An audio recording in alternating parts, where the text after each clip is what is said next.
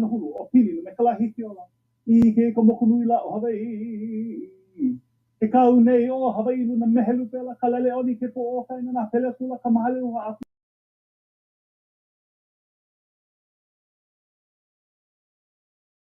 Helu ni mai te aloha aloha aloha. Aloha. Halawai Anai was composed by Isabella Haleala Kaidi Miller Deshe, mother of Helen Deshe Beamer.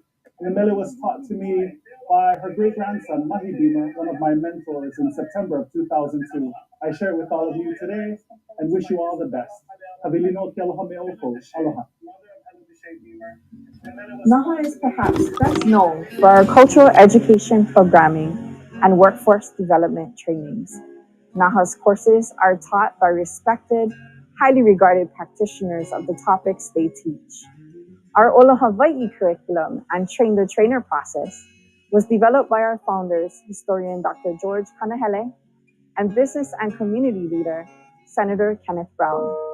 The rigorous certification process ensures high quality instruction while leaving space for sensitive reflection on the topics of the day. Our target audience for our trainings have always been the visitor industry workforce, though we have discovered a much broader appetite for these topics as we moved into virtual platforms. We've had community members and visitors join us and add to the richness of these discussions. While we continue to serve our industry workforce, we are also exploring the best ways to reach beyond that. It will take all of us to shift the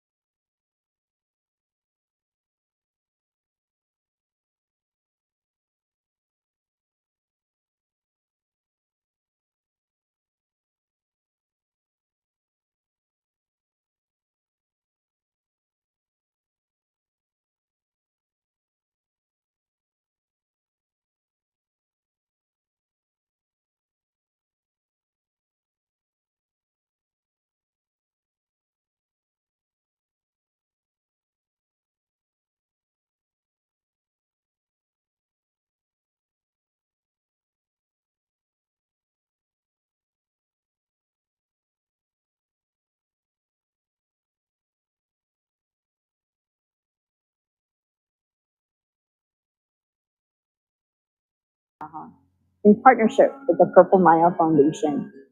Cohort members needed to have Hawaii-based and have products that showcase Hawaii in a Pono way, speaking to our collective desires towards regenerative tourism.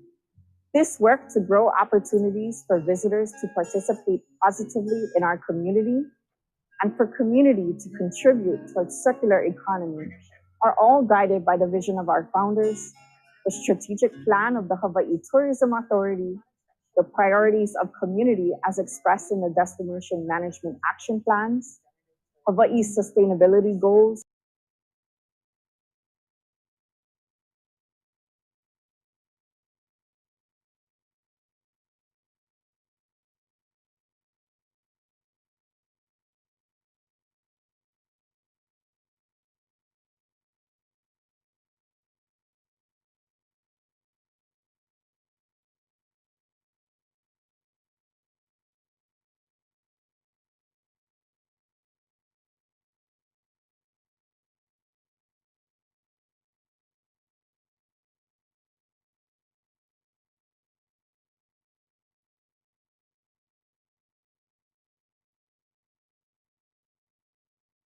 1998 to address inequalities of Native peoples in tourism.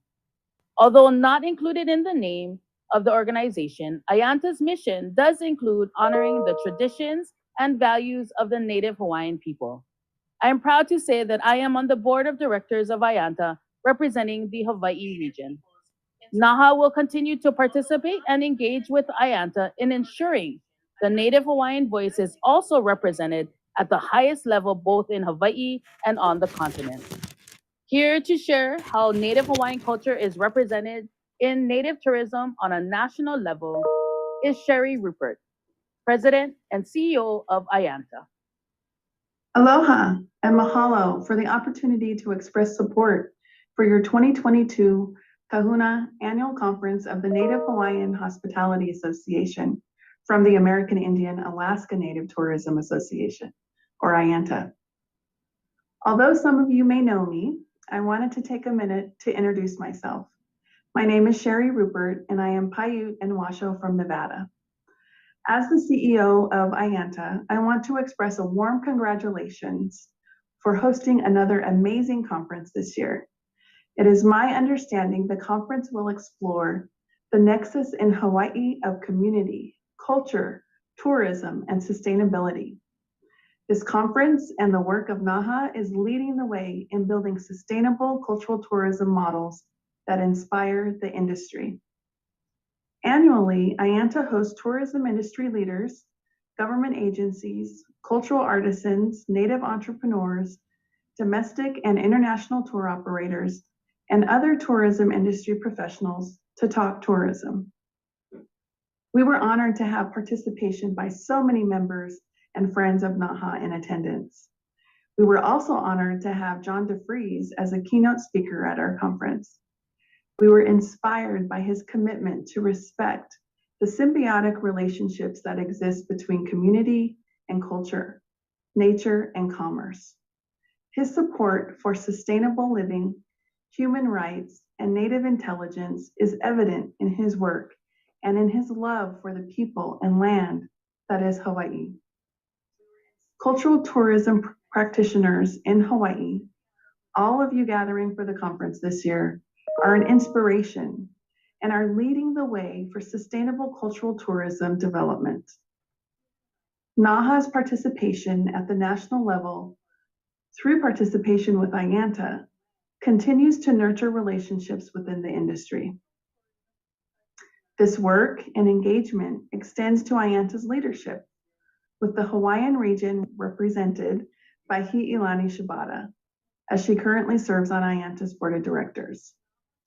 The voice of Native Hawaiians is included in the initiatives that advance Native tourism efforts and best practices around the country.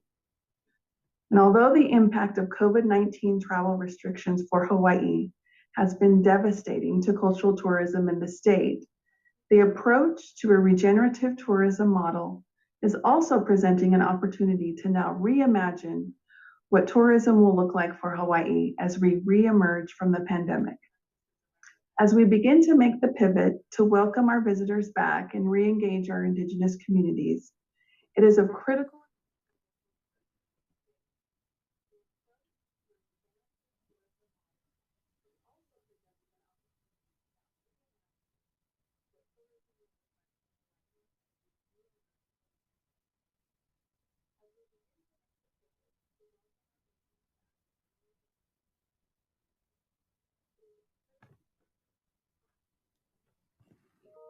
It is clear to Ayanta that NAHA brings critical capacity, knowledge, and vision for advancing cultural tourism in Hawaii, and has brought their expertise to the national stage through Ayanta to share their knowledge and inspire Native nations and Indigenous communities across the United States. At Ayanta, we know it is critical that organizations like NAHA, who represent the Native peoples of their homelands and who have the experience and cultural lens from which to make the most informed decisions that affect these communities, be supported and represented nationally. Drawing visitors back to Hawaii and other Native nations and Indigenous communities must be done respectfully and in the most culturally appropriate way to ensure better balance and a more conscious visitor experience. As the only national organization specifically dedicated to advancing cultural tourism in Native nations and Indigenous communities throughout the country, IANTA is proud to congratulate NAHA on its fourth annual Kahuna Conference. I have great hope for our collective futures and in cultural tourism development because of NAHA and other leaders in this field. As you continue to Malama, your homeland for this generation and the generations to come, know that IANTA will continue to offer our support as well. Mahalo. Mahalo to Sherry Rupert for sharing with us about the support that IANTA provides in advocating for the advancement of Native Hawaiian culture on a national level. In taking care of the place and the Native culture, it builds the foundations towards a healthy hospitality industry. Mahalo nui to all those who uplift their culture through authentic sharing as we see the travel industry as a vehicle to achieving peace around the world. Our next speaker has been with NAHA since the early years, serving as a board member and a community advocate, artist, and Native Hawaiian entrepreneur. She has been mentored by our co-founders, Dr. George Kanahele and Senator Kenny Brown, and knew them as the great advocates they were on all things Hawaiian, but also in the most human ways possible in their roles as teachers, friends, husbands, and fathers. Since the beginning, NAHA has endeavored to embody their memory and strives to continue the work they began nearly 25 years ago. Our co-founder, Dr. George Kanahele, shared mana'o about legendary and sacred spaces in his book entitled Ku Kanaka. Here he writes, no genealogical chant was possible without the mention of personal geography. No myth could be conceived without reference to a place of some kind. No family could have any standing in the community unless it had a place. No place of any significance, even the smallest, went without a name, and no history could have been made or preserved without reference, directly or indirectly, to a place. The reference to place had enormous meaning for our ancestors, and the act of stewarding the land brings with it a deep sense of kuleana, the longing for deeper understanding and connection with the land, and a reflection into the self regarding our role as Kanaka. Here to share about the perspectives of our founders, the importance of place, stewardship, and the actions of Maalama Aina is Maile Meyer, owner of Namea Hawaii. NAHA is a shared vision of not only its founders, but of their ancestors and the communities they gave voice to, Kanaka, who have always been connected to place, to Onehanau, the lands of our birth, and can speak to that connection because of the times we are in. Like breathing, it is only natural for people of place, Hawaiians, to malama, to care, protect, and learn again to be in intimate relationships with Aina, wind, rain, creatures, plants. That is our rooted belief system. All are on equal footing, all considered, all connected. Through generations of in-depth observation and pilina, Hawaiians and people who support indigenous values have created regenerative, integrated systems that include land, sea, and humanity, partners with all of the elemental and natural resources that make up a planetary ohana. This representation, this voice, is an essential role NAHA can fill in Hawaii today, especially for the visitor industry, translating the stewarding and caring of deep relationships with Honua, our living earth, setting an example of how man and nature can thrive as true partners in our changing world. Mahalo Maile Meyer for sharing about Malama being at the helm of everything we do, just as John DeFries shared with us yesterday. Malama Ku'uhome is an important part of working towards a regenerative future for Hawaii. There is still so much to do. He ali'i ka'aina he kawa ke kanaka. The land is chief, man is its servant. In this Olelo No'eau, we express our relationship with the land and the aspect of stewardship expressed in the roles and relationships we play. Achieving true sustainability will result from a collaboration between community, culture, and a responsible economy. Achieving the regenerative means each must support one another in order to create the conditions for all to flourish. Regenerative tourism, in its roots in Dr. Kanahele's guest host place model, for so long it's been all about the guest. And as a result, the host and the place have suffered, but in the regenerative model, host and place are the supermajority. Focusing on community and places provides opportunities to thrive and, when appropriate, to utilize the guests to do so.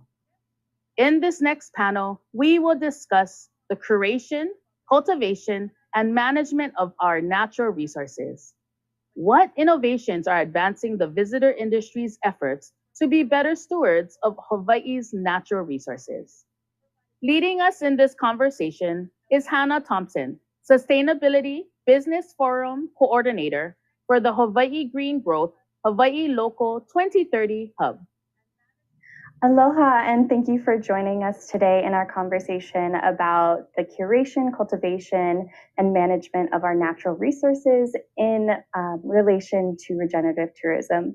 My name is Hannah Thompson, and I'm joined by our three wonderful panelists today. Kurt Cottrell, Administrator with DLNR, Presley Wan, the President of Hui Maka'aina na Omakana, and Kalisi Mausio, founder of Hawaii Farm Trails. Regenerative tourism really finds its roots in Dr. Kanahele's guest host place model. And for so long, it's been all about the guest. And as a result of that, the place and host have suffered. But in the regenerative model, if you think of it as a pie, guests or place and host have 2/3 of that say, and they are the supermajority. Focusing on community and places provides the opportunities to thrive and, when appropriate, to utilize the guests to do so. To advance a regenerative tourism model, we must put malama at the center of every transaction that we encounter. Kenny Brown was one of NAHA's founders, and in his 1973 Malama speech, he talks about the principle of Malama and how it needs to guide all of our transactions, and meet every one of those transactions needs to meet the test of Malama at all times. So today I am joined by three panelists who are putting Malama at the forefront of their work in natural resource management to advance a regenerative tourism model here in Hawaii. Kurt, can I turn to you first for you to give a little bit more background about how you found yourself in this work and some pivotal moments that brought you here? No, absolutely. Yeah, and it is a privilege to be here, and especially with these folks. I have an interesting path that I took to get to being the administrator of state parks. I came over in 1983 from college with a backpack to go hike the Kalalau Trail and to go up Mauna Loa, and got sidetracked in Hana Maui for about 5 years. Just things happen, you know, when you're traveling. And I ended up taking care of MacNut orchards and coaching cross country at the high school, and I was an estate caretaker. But I also learned how to paddle canoe with the Hana Canoe Club. And one morning, they grabbed a bunch of us, and part of Kanaka Ole was putting it together, and they said, "Hey, we're going to paddle the McKenna." I'm like, "Wow, cool! From Hana Bay, I'm in, right?" Because I was like 23 years old, I could paddle all day. And so we're paddling down the shore, and there's a big storm coming behind us, and at every significant spot, Harley had us raise our paddles, and he did a pule. And I didn't know anything. I was a fresh off the boat haole, but I was like, wow, this is really great. But what hit me during that travel to McKenna, and it was to commemorate the 10-year anniversary of the disappearance of Mitchell and Helm, which I didn't know anything about. But when I pulled up at McKenna, and we had all these koa canoes and all these people, and they were chanting us in, taking us all day, I was hit with this amazing connection to both the ocean and to the landscape, and not knowing what was going on, but able to absorb and just be like this lucky guy to experience that. Set me in motion to a whole series of events that ended getting me to the state legislature, working for a Maui representative here. Then I was brought in to manage the new Na'alahele Trail and Access Program when it was created. And then basically from trail management went into state park management. But all along the way, even doing clearing land in Hana, and I built stone wall with stone masons. My foundation, I was so lucky. I was given this foundation of just working the landscape from the ground. And I've been able to carry that with me all the way up to now being an administrator. So instead of dirt trails, I make paper trails, but that foundation is still there. Presley, can I ask you the same question? How did you find yourself in stewardship, and what are some key pivotal moments that got you there? Well, aloha. I am currently the president for Hui Makainana o Makana of Ha'ena, Kauai. I've been serving as president for the past 8 years. What was my kuleana in taking care of Ha'ena was, and why I do feel this sense to Malama, our place, go through 2 hurricanes, and see if that doesn't wake you up. So it was my aha moment, my wake up call, that we are canoe people. Just like what Kurt was saying, we have a canoe mentality, most of us local people, as opposed to a continental mentality. But I think, again, going through 2 hurricanes and realizing the vulnerability of the state of Hawaii, we're in a canoe in the middle of the Pacific, 2,500 miles from the nearest port. So that's what drive me into and motivate me into doing what we do. Yeah, it really is going to take all of us to get to a sustainable and a regenerative place. And Khaleesi, you're really involved in bringing people together. Can you just give a little bit of background about your path into stewardship and those key pivotal moments as well? Sure. Aloha. For me was going back to the land and getting involved with farming. And that happened when my sister and I won this agricultural business plan with Kamehameha Schools. And we got land to create an educational agroforest. And then through that experience, we realized, we wanted to try to get into agritourism as an alternative source of livelihood as farmers, and quickly realized this huge gap in our industry where it's really hard for farmers to be found, right? It was really hard for us to find customers. So what we saw was missing was this central place where a lot of our farm-based experiences could be listed. We took it on ourselves to try and fill that gap. So my sister went into doing a baseline study of agritourism for Hawaii County, and then I took on the more technical aspect of creating this platform that's a website and an app that is a directory of farm experiences and farm information that can be discovered by the visitors. That's really awesome. It's so great to hear about how you all have kind of found your way to where you are now. Kurt, you said you've been working with the state in DLNR and have been really behind the state reservation systems for the parks. Can you tell us about the most recent one that was put in place, and how that's informing and managing over tourism? Well, it's interesting. The reservation system model started at Ha'ena after we had what I call the atmospheric pandemic of the floods of 2018. And the reservation system developed for Ha'ena is unique in that we had an opportunity to rebuild the parking area and shrink the patronage down. And instead of 2,000 people a day, established a limit of 900 with a lot of only 100 cars. But the reason we did that is because the Hanalei Initiative was developing a shuttle system, and the whole goal was to get all those cars off the road and try to compress that impact on Wainiha and Haena there's people that grew up in Haena, all they knew were cars, right, and tourists, right? So the trick was, how do you develop a system that incentivizes the visitor to get out of their rental car and use the shuttle? The only way to do that is to shrink the parking down, set up advanced reservations. When the lot is full, then you have to take the shuttle or you can't come, right? And we also did a holdback so that local residents who had been shut out of their own land for 30, 40 years based on tourism always were guaranteed a spot. So then fast forward to Wainapanapa State Park, a totally different model, because Wainapanapa was being inundated by these 25-passenger tour vans. You can't get into Hanalei into Haena because of the bridges, right? They're too small.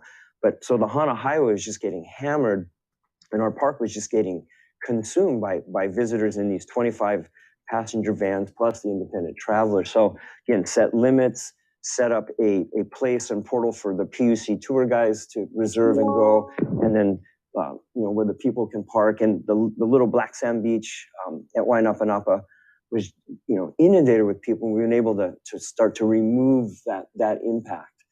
So fast forward now to Diamond Head, a totally different model. For Haena and Wainapanapa, our goal was to reduce impact on the resource and the community, because they're almost identical. The Hana community and the Haena, same dynamic of just too many people going to a little park unit. So Diamond Head, it's an urbanized, park setting, but there are impacts on the residential area around as visitors try to find parking. But for the Diamond Head model, which we just launched 2 weeks ago, it's fresh off the shelf. We're still tweaking it on a daily basis, setting parameters for how many people can come in per hour by foot, by car, how many tour guides. The difference with that one, though, is the resource can handle. It was a quality issue. In 2019, during Christmas holidays, we had 6,000 people in one day at Diamond Head. And that's not an experience that any of us want to, have anybody, do when they come visit, or even locals weren't even going, right? So that model is to reduce patronage, and instead of everybody coming in the morning, stretch them out into the afternoon when it gets quieter. And everybody thinks it's super hot, but it really isn't, because the trades are usually blowing. So Haena, Wainapanapa, and Diamond Head are three distinctly different types of reservation systems. Our biggest hurdle at this point is getting the word out to the visitors. We've been turning a lot of visitors away who just don't know that they need reservations. And I was on site explaining this to them. I said, look, and some of them get a little hoo-hoo because they just came all the way to go Diamond Head. I said, we used to be an all-you-could-eat cafeteria, and we used to give our stuff away for little cost. Well, during the pandemic, we raised our rates, and we're reducing patronage. So I said, we're more of like a higher class type of experience, but the quality is going to go up, and the visitor and the residents' experience will go up. We're hoping, because regenerative tourism isn't just dealing with visitors, it's getting our local residents a place at the table as well, where they've been shut out for years because of over-tourism. Yeah, that's so important. Yeah. Yeah, and it's also interesting that there's not one solution. It's not a one-size-fits-all. You really have to tailor it to what the community needs and what that place needs. Absolutely. Yeah. No, you have to look at the patronage, the modes of transportation, what the attraction is. At Haena, it's KA and Kalalauan, and going on the trail at Wainapanapa, it's purely the beach, and it's a whistle stop on the way to go, out to Ohio Gulch or whatever. And Diamond Head is just one of those bucket list ones. But we've calculated, we know how long it takes to hike and come back down. But each park requires a different method of how you approach it based on what you're trying to protect and enhance. Yeah. Well, Presley, you've seen tourism before and after at Haena. Can you tell us a little bit more about your relationship with that place and the tipping point for the community? Question. I'm 73 years old, and in 1959, I was 10 years old, and it was one of my most memorable trips to Haena. This was what it was like. and there was nobody on the road. My cousins and I, we would have a family reunion every year, and almost every single year we'd have a family reunion. And my cousins and I, we had the run of the road, you know. And not only we had the run of the road, but there was cattle that would walk up and down the road all day long, you know. And the fences then at that time were to keep the cattle out, not to keep the you know, encapsulate the cattle, yeah. So that's some of the things. I'm a lineal descendant of Kalalau, Haena, and even Nihoa. We had that connection.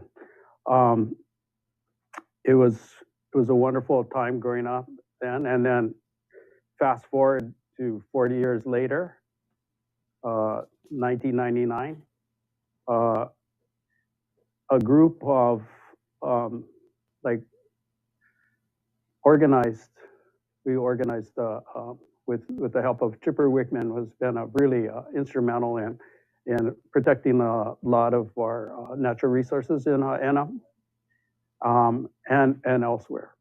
But and Dr. Carlos Andrade, and also one of our kapuna, Uncle Tommy Hashimoto, they had this vision that we got to do something.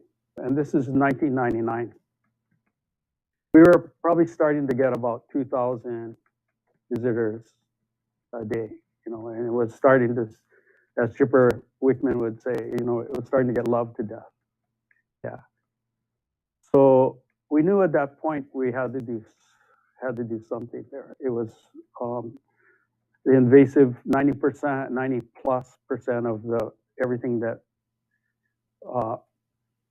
took over the archaeological agricultural complex that is known as Limuhuli, was getting overgrown by invasive trees, you know, and destroying all the hard work of our kapuna. Some of those lo'i, like Kurt said, you know, 800 to 1,000 years old, you know. And so we decided at that point we're gonna, you know, we as a community, because we're gonna start taking care of our place better. There were cars starting to park all up and down the roads, and it was affecting the way of life of the people of Haena. And if you put it this way, you know, just wherever you live, how would you like it if all of a sudden a couple of hundred cars start showing up in your neighborhood and people walking in front of your place 7 days a week? How would you feel? And nobody told you, nobody asked you. So that's where the community was in 1999. And with this formation of the Hui, we were able to work in collaboration with the state parks and Department of Land and Natural Resources. And at first, initially, especially with state parks, we've had a really good relationship with them. So they were allowed us to, you know, okay, you guys are not a flaky group, you know, this is a, you know, recognized group. There's people from the community that are strong members of the community. You know, we got recognized as a group, so they kind of turned us loose there in the Loy, so we were able to clear up that place. So yeah, and it's so weird to say we allowed you, because I don't think it's our place to allow you. I think we empowered you guys. Yeah. So, did I kind of answer your question? Yes, you did. That was great. Yeah. And speaking of like mobilizing and the process of changing norms and finding solutions, Khaleesi, as someone who's involved in the very grassroots level of stewardship, what are some of the challenges that you face relating to changing laws and land policy for agritourism, and how do you advocate for this balance between the two? Sure. Well, I think, you know, in terms of stewardship, farming and farmers, we're already by default stewards. We're on the land and we're taking care of it. Some better than others, but definitely a lot better than the last 100 years of what's been happening with our sugarcane industry. But as an enterprise with Hawaii Farm Trails, part of our mission is really to try to direct our visitors out to the farms as a way to take off the pressure on our natural and our cultural hotspots, like places like Haena, right? So to a place where they're set up to receive them and provide economic benefit to the farmers. At a policy level, I mean, there's a lot that needs to be changed when it comes to legislation about agritourism. Changes could be made to make state and county laws a lot more consistent with each other, and then among the counties as well. So, like, one example is hospitality on farms. Things like homestays and food service, like restaurants or feeding people, are not allowed in Hawaii County, but they are in Maui. So there's inconsistencies there. There's the permitting and planning process. There's confusion.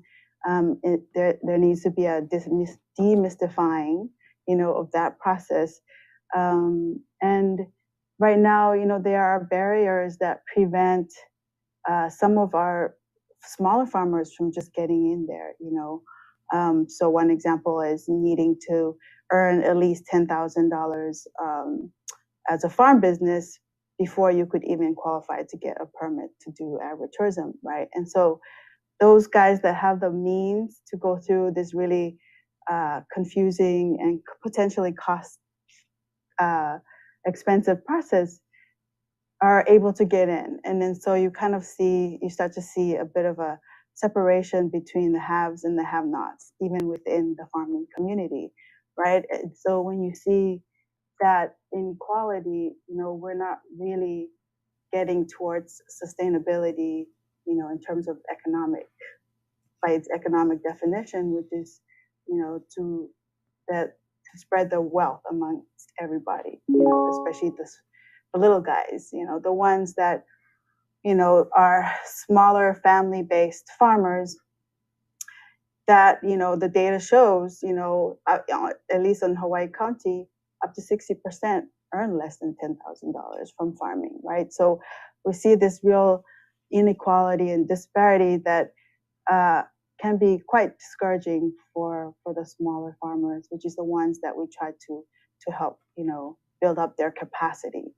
And I think that, this kind of poses the perception especially to the younger folks who want to farm, that farming can be difficult, and it's not lucrative.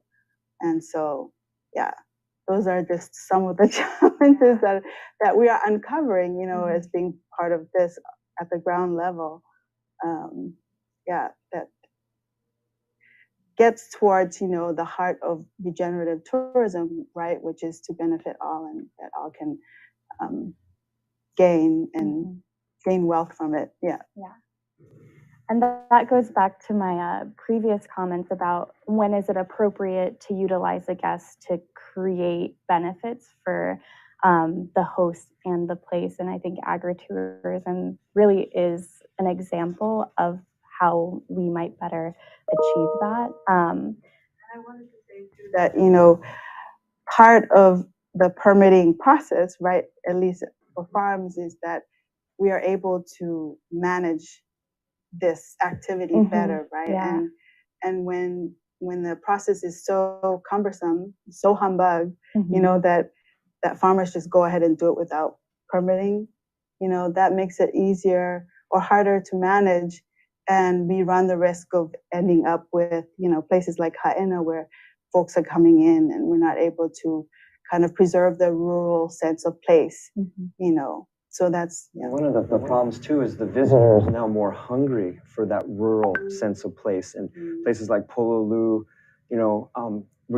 the visitors discovered that there are, and social media is partly to blame for this, that some of these other experiences are more what they're looking for, except that the community and the resource was never set up to handle, the visitors coming in. And as they come in larger numbers, the communities are just getting saturated. And it's cool that the visitor wants these more authentic experiences, but it's like we're not ready for prime time to absorb them, right? And so it's a big transitional point.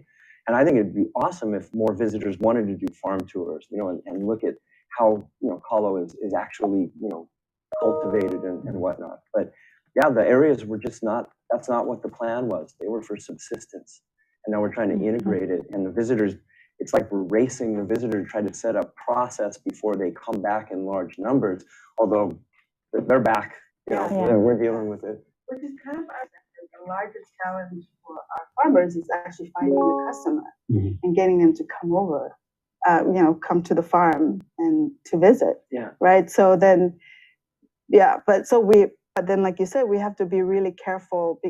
What they need is marketing, right? But we have to be really careful about how we do that so that we don't run the risk of random people showing up in random places at the wrong times, and disturbing our, rural community and the health of our rural communities.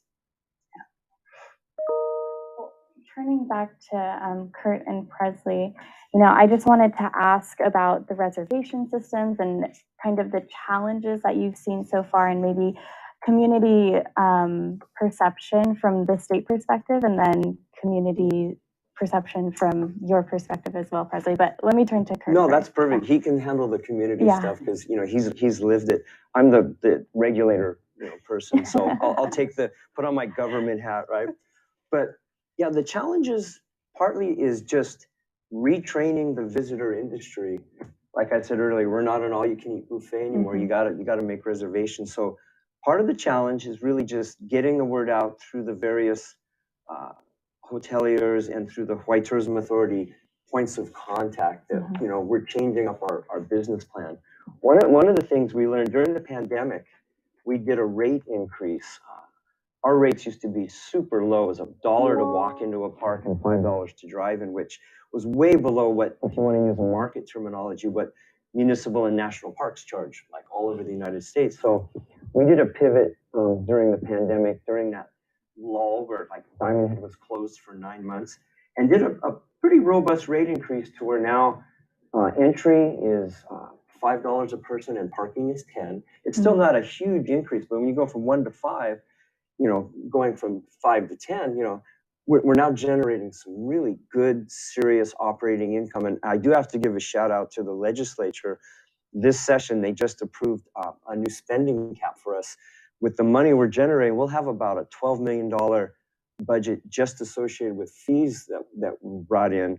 And with all of the general funds, we have the largest operating budget that State Parks has ever had. We're at about $27 million.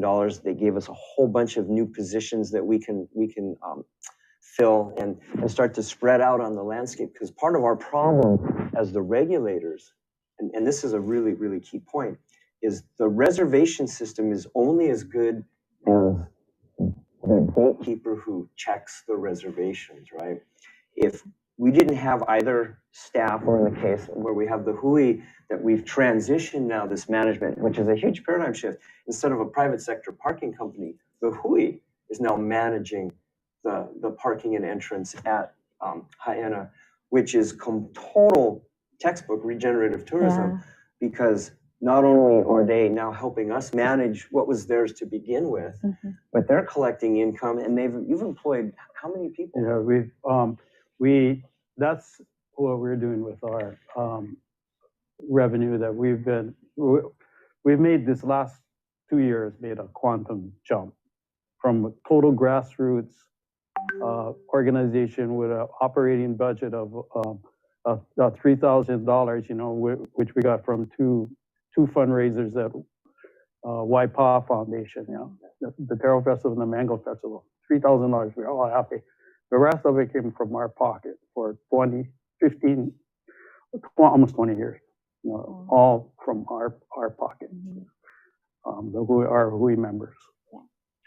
And I think from a community standpoint and the feedback that we've been getting is exactly that. You know, is we're trying to regenerative tourism for us is taking that money that we're getting, the revenue and the parking, and recycling it back into employment. That was one of the main reasons why I personally got involved with the Hui, was to hopefully to create economic opportunities for our people down there. You know, we're a real isolated community, and so it was really important that, you know, with the shuttle system, especially, and Hanalei Initiative, which is another nonprofit group that is umbrellaed on us, but actually they're the drivers. Yeah. They have amazing. Literally, because they're driving the shuttle. Yeah, yeah. And they have all this data, you know, I mean, amazing data, how many people we're turning away, how many people are parking, you know, and basically we're keeping people off the road. They're not driving out there. The thing that we really want to push is having our visitors try and educate themselves when they come down there. Educate yourself about the geography. It's part of being a good visitor. Educate yourself about the places you're visiting. Understand the geographic makeup. Understanding the geological makeup, the cultural makeup, and it's part of being a good visitor, no matter where you go. So and like Kurt was saying, you know, the paradigm is shifting. Where you're coming to our house. When you're coming to Ha'ena, you're coming to our house. And we expect a certain, you know, when you come to my house, you can, you know, there's certain house rules that we want you to follow. But we welcome everybody. We're always talking to people when we're working in the Lo'i, and people jump off the boardwalk, you know, visitors, you know, jump off in the boardwalk and jump, oh, what are you guys doing? Can we go? You know, so that's kind of our, you know, getting the visitor involved, on a one-to-one basis. But so the feedback from the community has been really good, because got less cars off the road, less people visiting the park. You know, I mean, they just got two things. You got to educate yourself when you come and visit. I think is part of being a good visitor, and you got to plan your vacations when you come, especially to Ha'ena. You got to plan your vacations, and it's happening all over the world. It's nothing. It's not a Ha'ena thing. It's not a you know, state parks thing. It's something that's happening all over the world. And people are, you know, countries, religious sites, you know, famous geological, you know, Monte Picchu, and you know, all the places, all these religious sites too. You know, they're all managing the numbers. So, over tourism it's not just here. Venice was dealing with this, as you said, Machu Picchu, and we're not doing anything that's that radically different from a global perspective, but it's new for us. And getting back to, from the state perspective as the regulator, the hardest part for us in setting up this type of system and as we move forward is, like I said, absent either us having staff or partners or a private sector company checking the front door as the bouncers, so to speak. It's been my experience, the visitors, when they're here, they will do what they want to do. And unless you're there to help guide them and ensure that they follow, you know, these new regulations, they're gonna do what they want to do. And so that's a key part, is you can set up technology, but you still need boots on the ground to ensure that everybody honors these regulations. A quick funny story about Wainapanapa.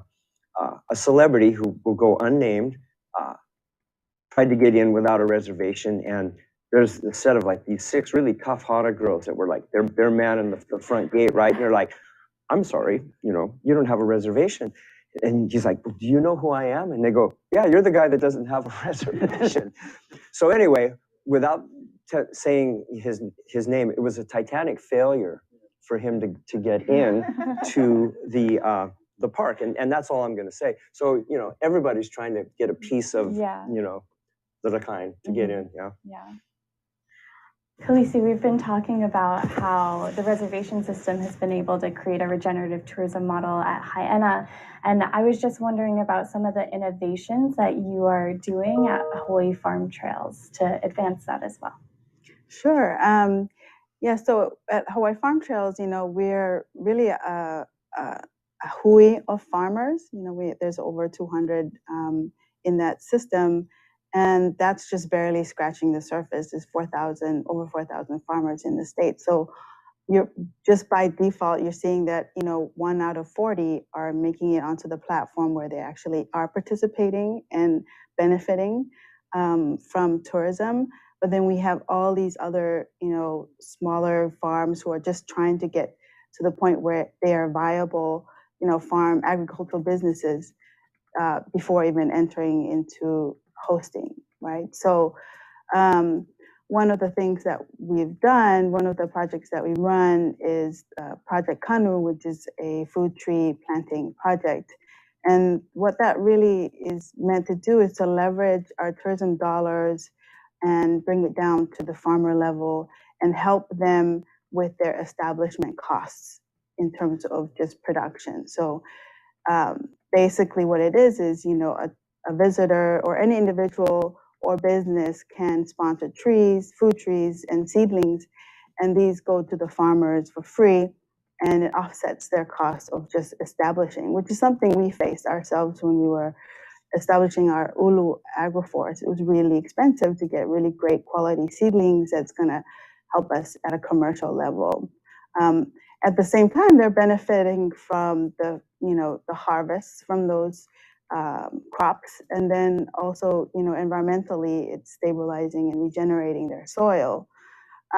So it's regeneration, at the farm level, and so we're really excited. We're looking to partner with what I call like the gatekeepers, the ones that the transportation, the accommodation stakeholders that every visitor comes through, and they kind of hold that ability to transfer some of these costs to the guests, in a way that is efficient, that once they use our service, we're able to get that down directly to the farmer and help them establish their businesses, all without even having to have an on-farm experience. So we're able to scale and impact a lot more farm businesses that way, and then and then also provide an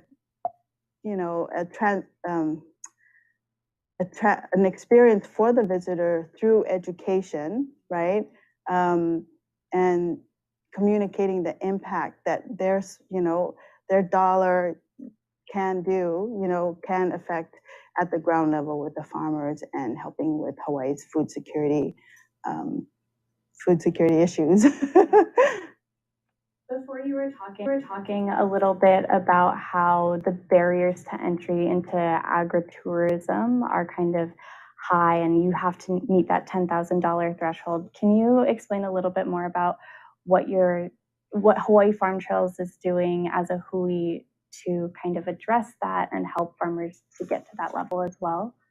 Yes, sure. I mean, I think there's a great benefit in having one platform where you can hui up and then just show your presence, right? That here we are, we're here and we're part of the solution, right? We can take the overflow from Haena and it's needed, and we're just redirecting that, and again, regeneratively benefiting everybody in that sense. So that is one way of helping promotion, promotionally, like for farms to get more business from our visitors, they need to be seen and heard. So we help with that through different ways, like, promoting their experiences, by creating a marketplace for their locally grown and crafted goods. Yeah. And I guess as we're wrapping up, I have one final question for you all. Sometimes transforming systems and landscape, especially in natural resource management, it seems slow. When it feels like that for you, what gives you hope and inspiration to keep on going? That's a great question. I'll use a canoe metaphor because that's been kind of our theme. So in my career, I spent about 31 years at DLNR. I started in middle school, by the way. No.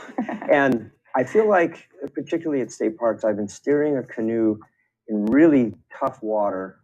I've been short paddlers. Canvas is ripped and one of my paddlers is bailing.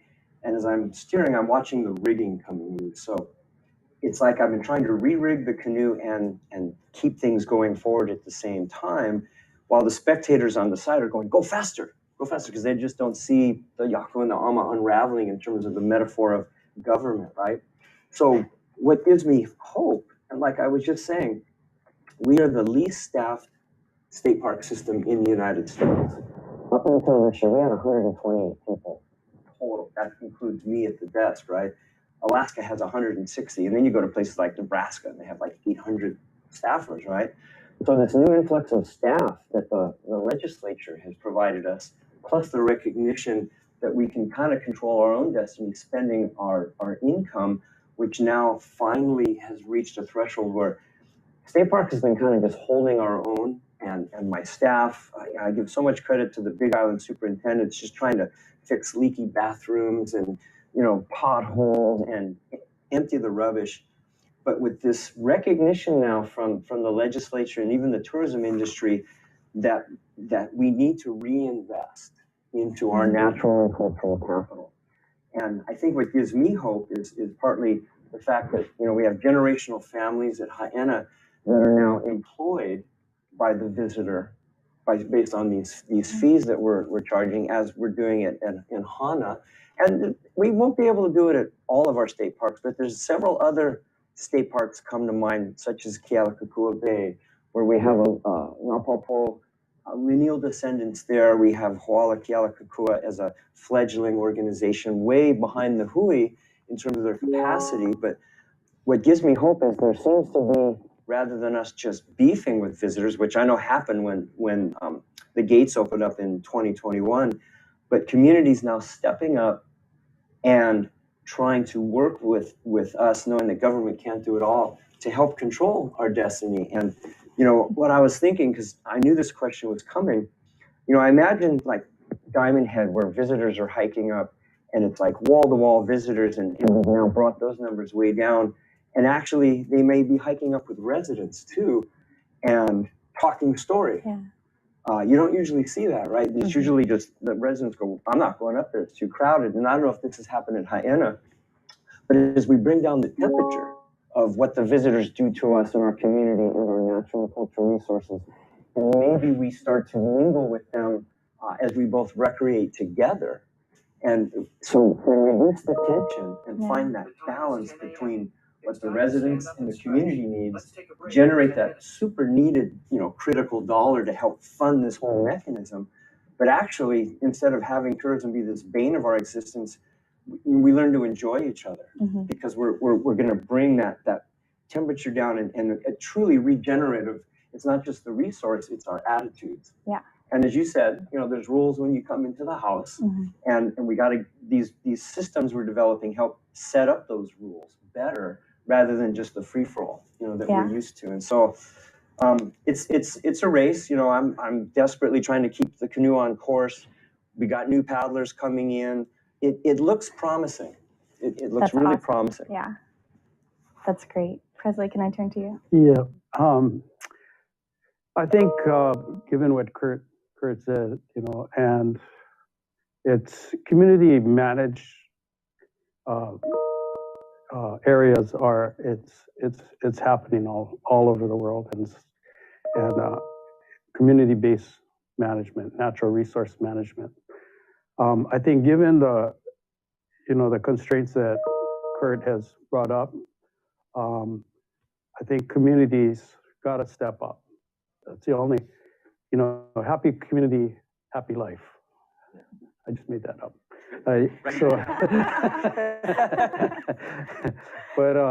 But I think, again, we're here to help the state. And I think, again, if any takeaway from this for me is that and any message I want to send is, again, it's been a story of collaboration.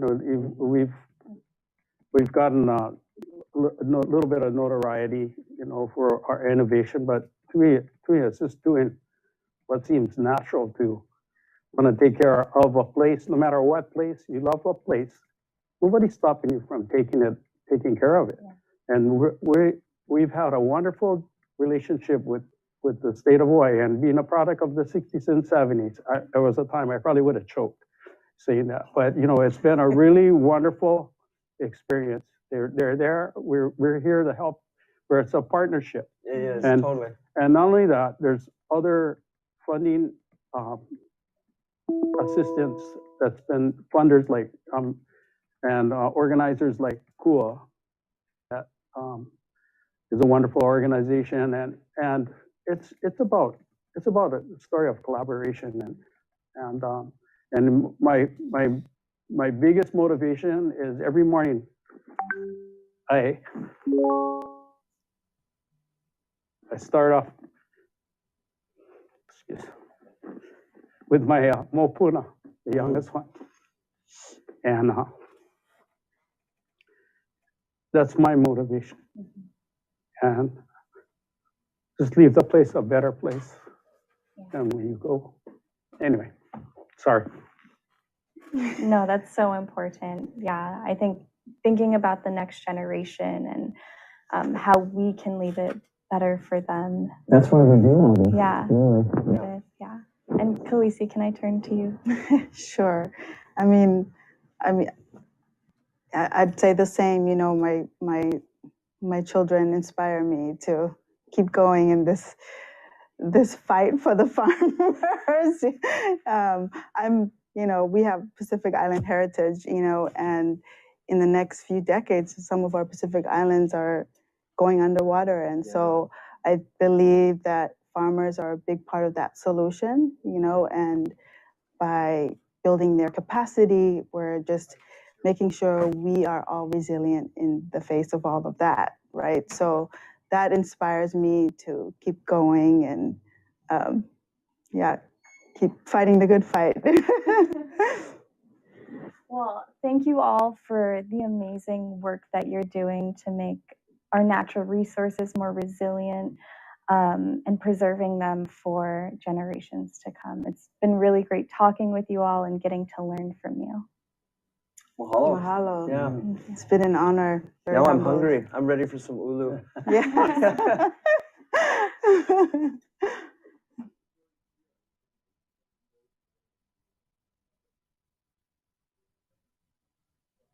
Joe here with you again for the live Q&A portion of Kahuina.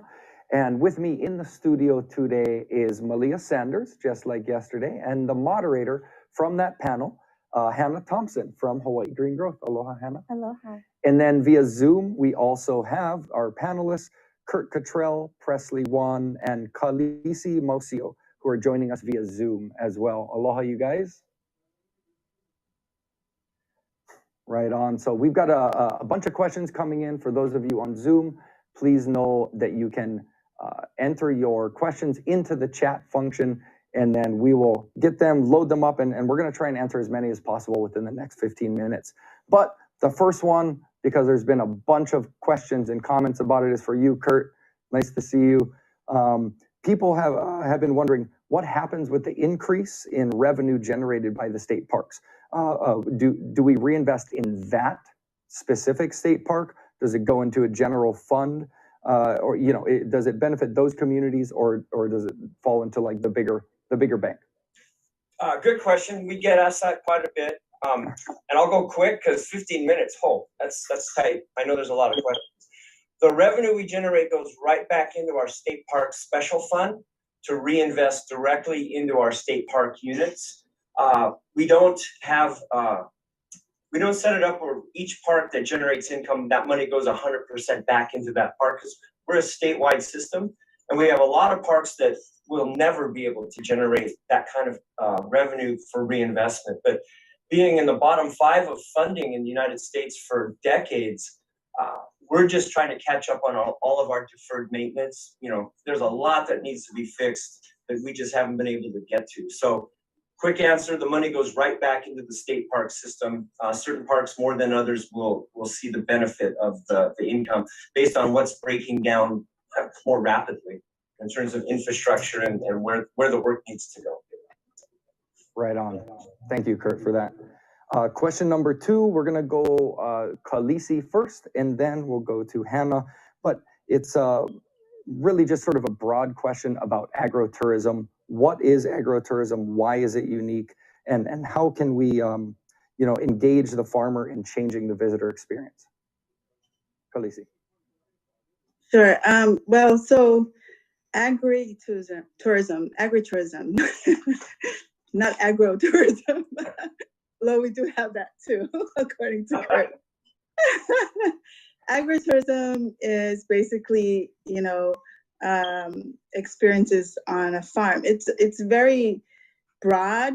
I think the concept originated from Italy, where the wineries and all that happened, and so travel and staying at farms is a big component of it, right? So there's kind of 3 different sectors: is hospitality, which is the staying and the eating, the activities, and then transportation.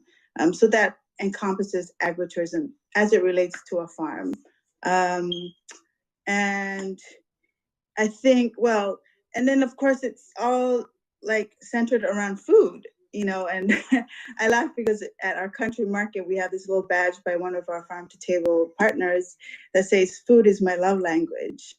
And I think everybody can relate to it. I think it's this common love language that we all have. So when a visitor is able to come and participate with that on the farm, it's just a much more meaningful connection. And through education, we are able to tell them the whole story about Hawaii as it relates to food, the culture of farming. So it can be very, very transformative at that level when you're on the farm and your hands are in it. But the best way of knowing that is when we see repeat customers come back for it, because we know then it really impacted them at a deeper level. They have a better understanding of the care that goes into food, and then also the issues that we have here in Hawaii with sustainability and food security. Wow, that's great. And I guess I'm going to ask the follow-up question: how many, what percentage of our repeat visitors do you think, for you? I mean, that's a good question. I'd have to ask my sister. She knows that statistic better than me. I'm not sure exactly. Maybe, I don't want to throw out any numbers. But that is the demographic that we try to target. The repeat visitors, both at a state level, but also for us as farmers. Awesome. Yeah. Okay. Thank you. We're gonna find out. We're gonna find out from your sister. Hannah. Yeah, I mean, Khaleesi really covered it, but what agritourism essentially can do for local farmers is inviting folks to their farm and using the visitor as a mechanism for sustaining local food production. Very short answer. Yeah. That's good. Yeah. Okay. We've got another question coming in. It's being typed right now. So we're gonna, let's see. Okay, I'm not sure who this is coming from in Zoom, but the question is, what kind of advice do you have to get other communities, so communities that are currently not involved, whether that's individuals, families, or entire communities, what advice do we have to get them involved in natural resource management and positively affecting our communities? And we kind of spoke to this yesterday. It's so easy to jump on social media and comment without finding, a productive means of contribution. So maybe we can I'd love to go around. I think all of you would have some good things. What do you see as getting involved? Because we all know sometimes the squeaky wheel gets the grease, and so people that complain, their issues get dealt with. But what what's the process for you guys? And Presley, we haven't heard from you yet. I'd love to start with you. Yeah. Well, the answer that comes to my mind, and one of the solutions is I was at my friend's house one day, and we were talking a serious subject, and over a couple of frosties, and he said, we were talking about some pretty heavy stuff, and he goes, Presley, there's two kind of people in the world. There's the doers and the talkers. Who are you gonna be? So, you got to do it. You just got to do it. You just got to organize yourself. I don't know about social media. That's out of my realm, but it was just the community itself that organized itself. And to have any kind of success, it's got to be, no matter what. We do a lot of work with a lot of scientific communities, a lot of all kind of different entities that are interested in what we're doing in Haena, but it all comes back down to that same question: what do you attribute your successful to? And it's the community. You got to organize yourself, and there's no way around it than communication and just having a conversation with your neighbor and organizing. So that's my simple answer.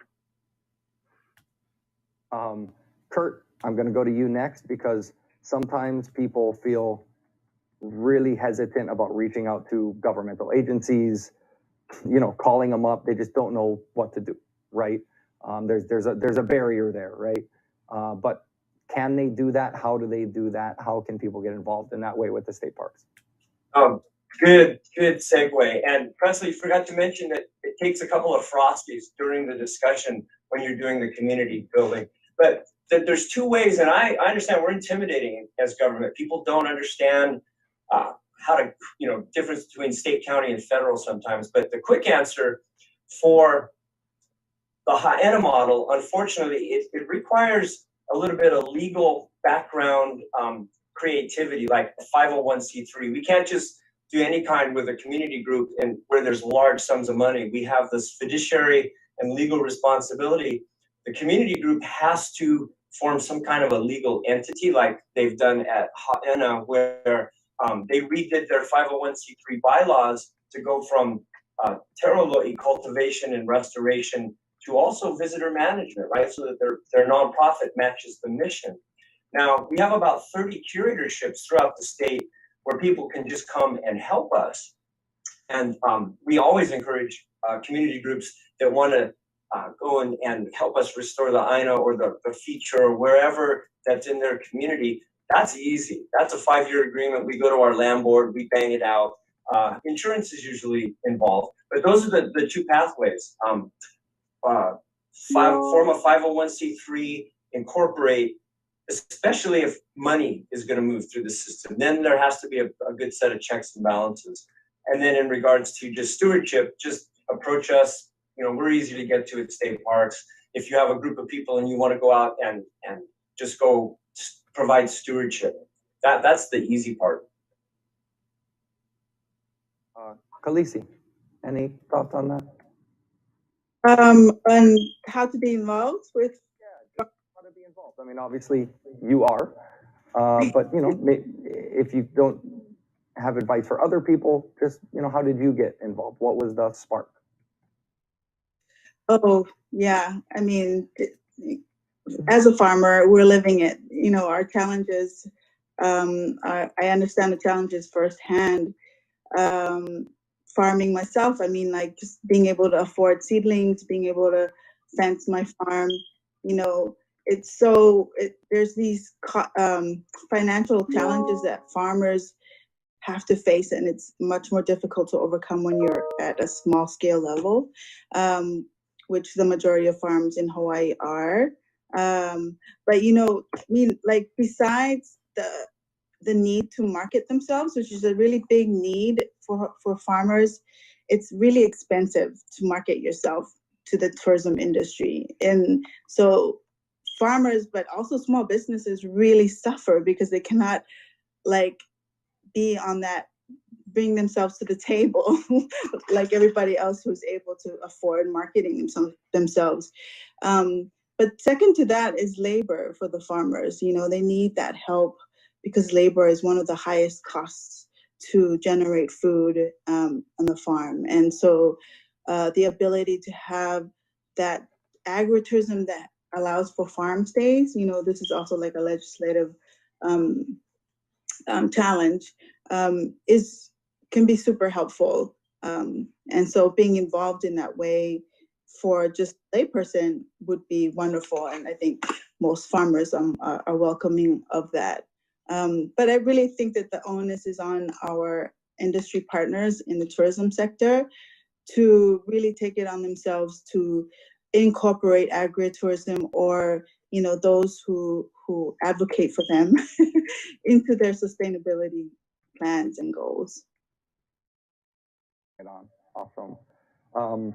I think we have about 3 minutes left in this Q&A section. So what I'd like to do, because we have 5 panelists, you guys are my panelists now, maybe some closing thoughts on basically whether it's addressing that earlier, you know, question about how do we get involved, or more importantly, what can we do as individuals, as communities, to better the place, to be better stewards, whether it's of our little bubble or of the bigger bubble. And we'll start with you, Anna. Yeah, so going back to your first question, like what can people do to get involved in stewardship? The Aloha Plus Challenge dashboard has a community calendar where organizations can upload events if they want the community to come out and participate in their stewardship, or you can find events and sign up on the website directly. So that's one just very easy, actionable step that people can take. But I think moving forward, it's going to take all of us, and just never underestimating the power of community and having a network, but also common values and aligning those values to an end goal, which we all want is a more resilient, sustainable Hawaii. Oh, Well easy, said. easy. Malia? Going off of what Hannah has shared, I think seeing organizations like Uncle Presley's connecting with the DLNR and working on projects like that really gives me hope that there are other community groups out there that are kind of just wanting to see how someone else has done it and maybe let that inspire them. And so for me, that is what really gives me hope, is I know there are many, many community organizations out there doing stuff on the Aina, on the land. And I think when that collaboration comes together, it becomes such a beautiful thing. But it's also a thing that gives hope to so many other people. Mahalo. And then I'm going to pass it back. And I like the order we had there, but we're going to go reverse this time. So any closing thoughts on, you know, how to get involved, what we can do to be better stewards from Khaleesi, Kurt, and Uncle Presley? Anything left? Sure. I mean, you know, I think there was a question that was posed there about how about the farmers who don't necessarily want to engage in tourism, but they should be able to share in the wealth equitably. That's what is the basis for sustainability. I think that, I mean, that's how we try to address that with our Project Kanu. That's what it's called. And it's a way to just get that financial help down directly to the farmer, even if they don't want to engage in direct tourism activities. So in the end, they are also able to share the wealth from our tourism industry. And mahalo, Naha, for allowing me to be part of this panel. It's been great. Yeah, aloha. I just wanted to touch a little bit on what Hannah had to say, where she kind of she mentioned like values, you know, and one of our main values as Kanaka Maole is ho'okipa. You know, we're welcoming people. We love everybody. And I'm on like yesterday, I was on working in the taro patch, and you know, inadvertently we have exchanges with people, visitors, and so, we're just, we're just welcoming people, and it's just a value that we were brought up with, and we as a Hui, we enjoy the exchanges with our visitors also. I don't want to give them a bad, any kind of a bad connotation, but I just want to thank you for allowing us to have this opportunity to tell a little bit about what we're doing in Ha'ena. And I'd just like to make a shout out to Sue Kanoho, who's been also a representative, a strong advocate for tourism and responsible tourism here on Kauai. So mahalo for this opportunity. I just want to say thank you. Mahalo for, this has been a great discussion. It really does give me hope, learning about the Farm Trail Initiative, and we're engaged at state parks and at DLNR. It's not just us at parks, Division of Aquatic Resources needs help for the marine environment. Our Na'alahele program needs help for the trails, right? We can offer some opportunities at state parks, but keep in mind, it's not always about the money and the income. It's about putting back in. And I understand everybody has day jobs, so it's tough for the community, and we totally respect that. But this has been extraordinarily a big privilege, and I just want to thank you guys. Truly. Thank you, Khaleesi, Kurt, and Presley for jumping back on with us today. Of course, Hannah, thank you so much for being here. And I'm going to pass it back over to Hi'ilani Shibata for this next section. Mahalo, you guys. Mahalo nui to all of you for those great questions and for sharing your mana'o with us about the creative ways in which technology is being incorporated in managing tourism hotspots and showcasing community-led organizations who are engaged in Ma'alama Aina to offer examples of how community groups are helping the industry move towards more of a positive global existence. Our next speaker is Kalani Ka'ana'ana, Chief Brand Officer of the Hawaii Tourism Authority. His kuleana is to ensure that in the pursuit of regenerative tourism and in our message to the world, that our alo reflects the priorities, aspirations, and realities of our homeland, our velo. The investment in nurturing these priorities and aspirations are especially important to the needs of our communities as articulated in the Destination Management Action Plans. Aloha mai kākou, o wau na ho'i o Kalani Ka'ana'ana, o wau ka Luna Alo Velo no ka Hawaii Tourism Authority. I'm Kalani Ka'ana'ana, Chief Brand Officer at the Hawaii Tourism Authority.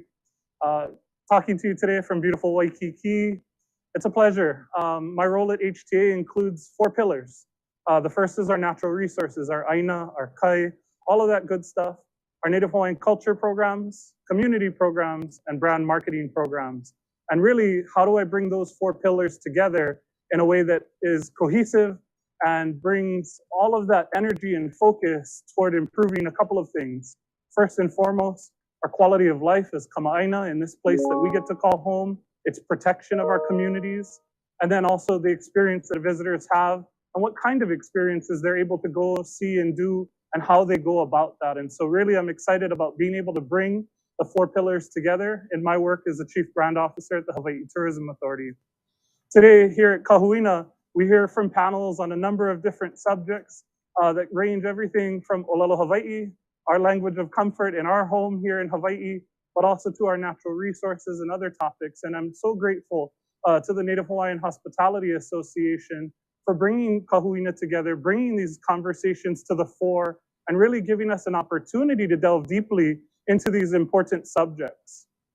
When I think about the vision that we have at the Hawaii Tourism Authority for regenerative tourism, it really is this idea of holistic destination management, that we no longer can focus on just the economic outcomes of tourism. We need to think about beyond that, holistically, all of the impacts on traffic, our natural environment, et cetera. And so we're excited to have these conversations today. You know, the conversation we just left around natural resource management and transitioning into this one about Olelo Hawaii is really a unique transition for me personally. How do we unlock a Hawaiian worldview? And that's Maka Olelo Hawaii. And through Hawaiian language, we're able to see the world and the issues before us in a different lens. And I think it's really important that we explore that indigenous viewpoint, both in our natural resource management, but also in broader tourism issues. So I'm really grateful to both panels for the talks today.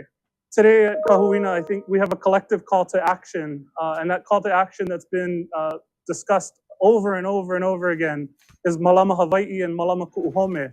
How do we care for our beloved home, and what steps can we take as individuals to make this world a better place, and how do we care for one another? How do we care for our communities? How do we care for our natural resources, our Olelo Hawaii, of course? But actually, how do you then, as an individual, impact the businesses you're at and the roles that you're in, whatever industry it may be, whether you're in ground transportation or hospitality more generally?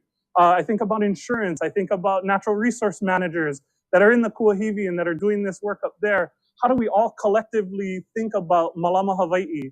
And how do we make that a part of all of the decisions we make, both at home, personally, and in work in our roles as leaders? So my call to action today to everyone here attending Kahuina is Malama Hawaii. Malama Hawaii, how do we do that? How do we make sure that we focus on investing in what makes Hawaii a unique place to live, call home, and to visit?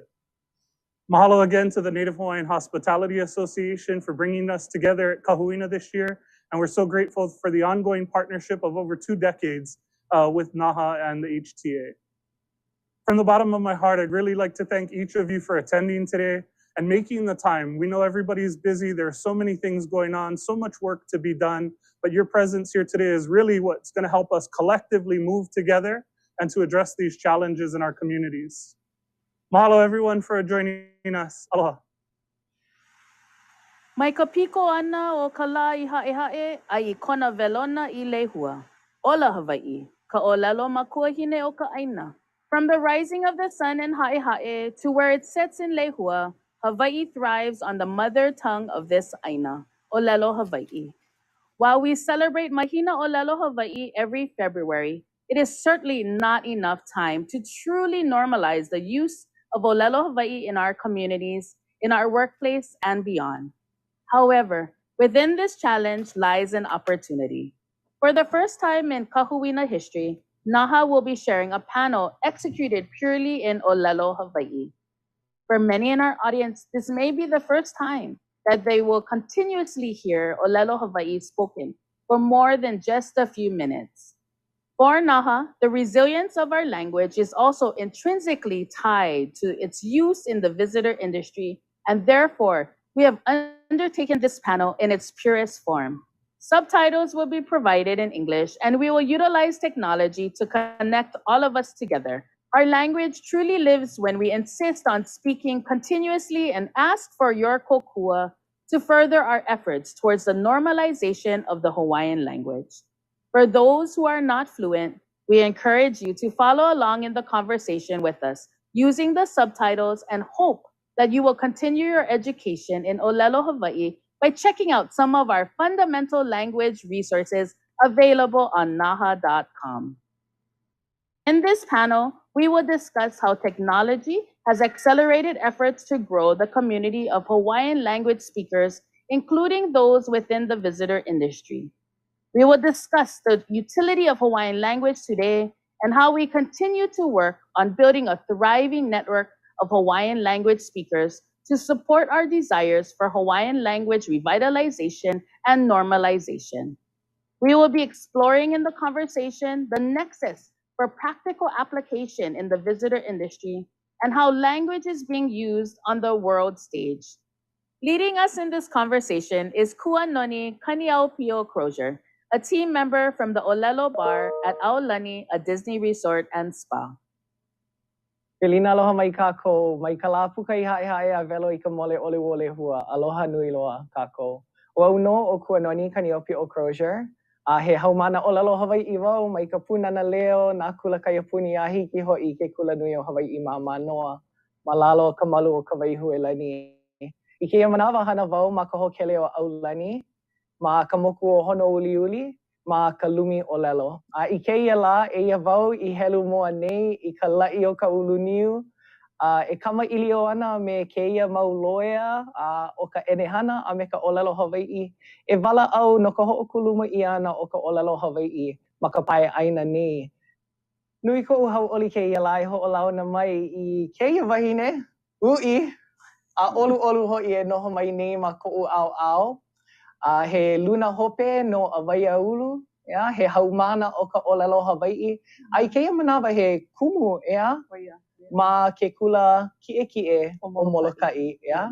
A ma koʻu ao kekahi, keia alakaʻi hanohano o ka ʻenehana o Hawaii nei, yeah?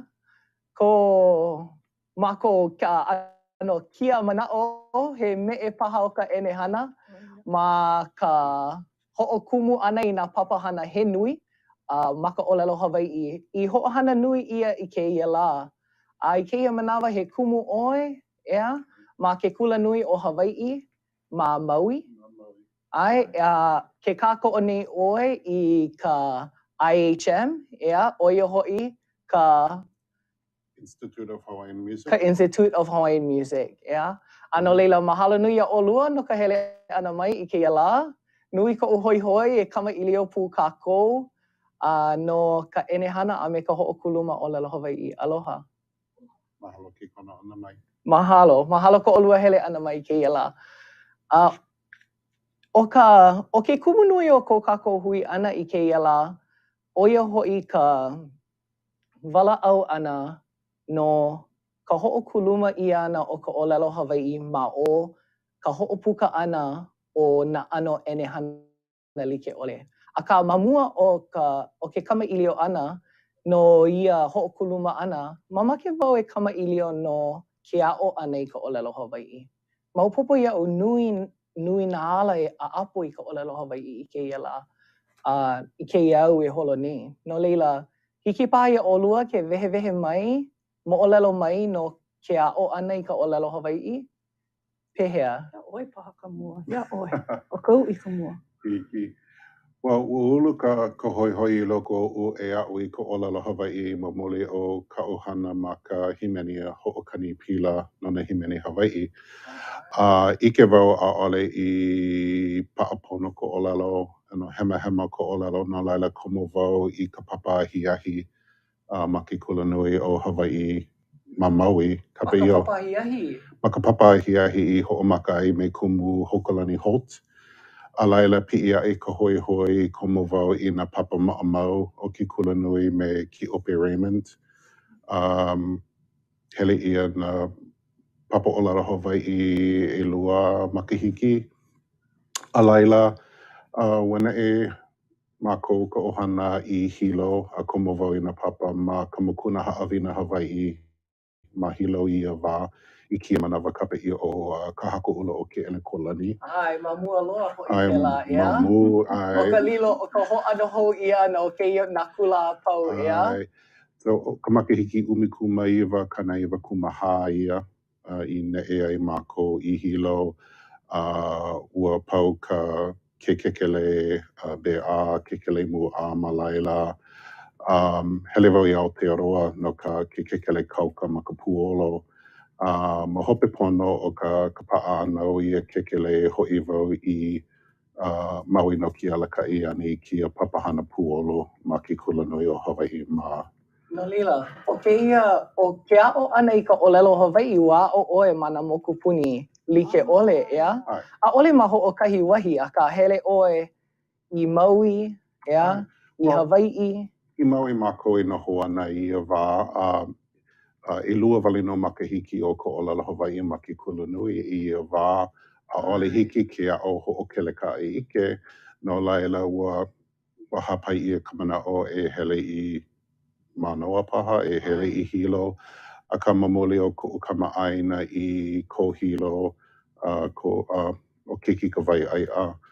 Ua neʻe o ia mai Maui I Hilo no ka kialakaʻi ana I ka papa kahua Waiola. A laila, kelepona mai o ia me ka manaʻo, hele paha ʻoe I Hilo imi ke kekele a kokua iā mākou I ke ao ʻenehana. Ai. No laila, o ia ka hoʻomaka ana. Hoia hoi ka o maka ana. A hele oe I hilo a maleila oe I kokua ia lako e ho'omohala I kekahi mau mea hoa'e, ea? A pehea oe a oi ka olelo Hawai'i? No, ua ho'okomo ka mau makua ia'u ma ka papa hana o ka punana leo. O ka upapa ka papa alaka'i ma Moloka'i. No leila ho'okumu ia ke la papa hana o ka punana leo Moloka'i? O ia, o mākou ka papa mua ma leila. No leila ua ano like ho'i kaua ea, hele kaua I ka punana leo. O ia no. A leila ke heaha paha ma hope pono O ke kaiapuni no, komo koke I ke kaiapuni a I ka papa e ono. Ha'alele I ke kaiapuni, pi'i ia e iuka ne'i I kapa alama, no ke kahi mo makahiki. Puka mai ke la kula mai komo koke I manoa. A ma leila wau I a'o malalo ka malu o ka waihuelani ke kahi. A komo I ka papa hana o ka ho'okula iwi, ka imi ana I ka palapala a'o. E lilo I ka kumu, ma lalo o ka papa hana ho'ona awao. A e wau I keia maula. A ma leila wau I hui ai me ka ukumu o Puakea no Bumaya. Puakea no Bumaya, ka mai kumu. Ai, ua kaulana kona inoa, ua lava paha o Puakea. O ana kala Puakea paha, ka o Puakea ua ike. O Puakea. Ua ike ia. O ia no a eia wau malalo o kana malu I keia maula no Awaiulu. No leila, he kumu mauloa o ia no. Mai hea mai keia I ini paha I loko o e a o I ka olelo Hawai'i. Ia o lua keia ni nau. Mai nā makua mai paha, mai ke nohi mai, ma ka punana, pai nui ia e komo I ke kula, a leila ma leila, ike wau I ka hoi o nā kupuna, nā makua I hiki ole ke kama I lio ma ka olelo Hawai'i, a pai mau ia wau, holomua, ho'omau ki ano hana. Komo ke la ano ha'aheo I loko o o'u, ke la puna me oe, me nā haumana kaiapuni like ole ea, he ha'aheo a he kule ana ia. No kākou, e awamo pono e ano leila. O ia paha ke kahi mana'o nui o keia panela. O ia ho'i ke kule ana o ka ho'okulu ma hou ia ana o ka olelo Hawai'i. O ia no. O iai, ua makana ia maila ke ia aloha a me ke ia ha'aheo no ka po'e olelo Hawai'i. No ka olelo Hawai'i a me ka ike Hawai'i. A me ka ha'aheo I ka hana nui o ko kākou po'e kupuna I ka mālama ana I ka olelo Hawai'i no kākou. A pehea ho'omana'o oi ke kahi manawa I kupu maila ka i'ini I loko o e holomua e ho'okā'oi paha I ka olelo Hawai'i I kou wā o pio paha, kou wā makua. Ole ma ka wā o pio. Mai ia wāno a kahia male a hanau ia ka o kaikamahine. Ia wā, well, he kiki kane ka o kekahi a ole wau I hau'oli loa I ke ano o ka kona ho'ona awao ia ma ke kula ma'amau. A laila mamole o ke komo ana I ke la papa ma ke kula nui, ke la papa ahi. A laila noi ia wau e komo ma ke ano he kumu kokua ma ka punana leo. A laila ko o wā o pio o hui punana leo. A ole wau ma Hawaii nei ia wā. A ka launa wau me ka poe ike wau I ke ano o ko lākou kupa'a.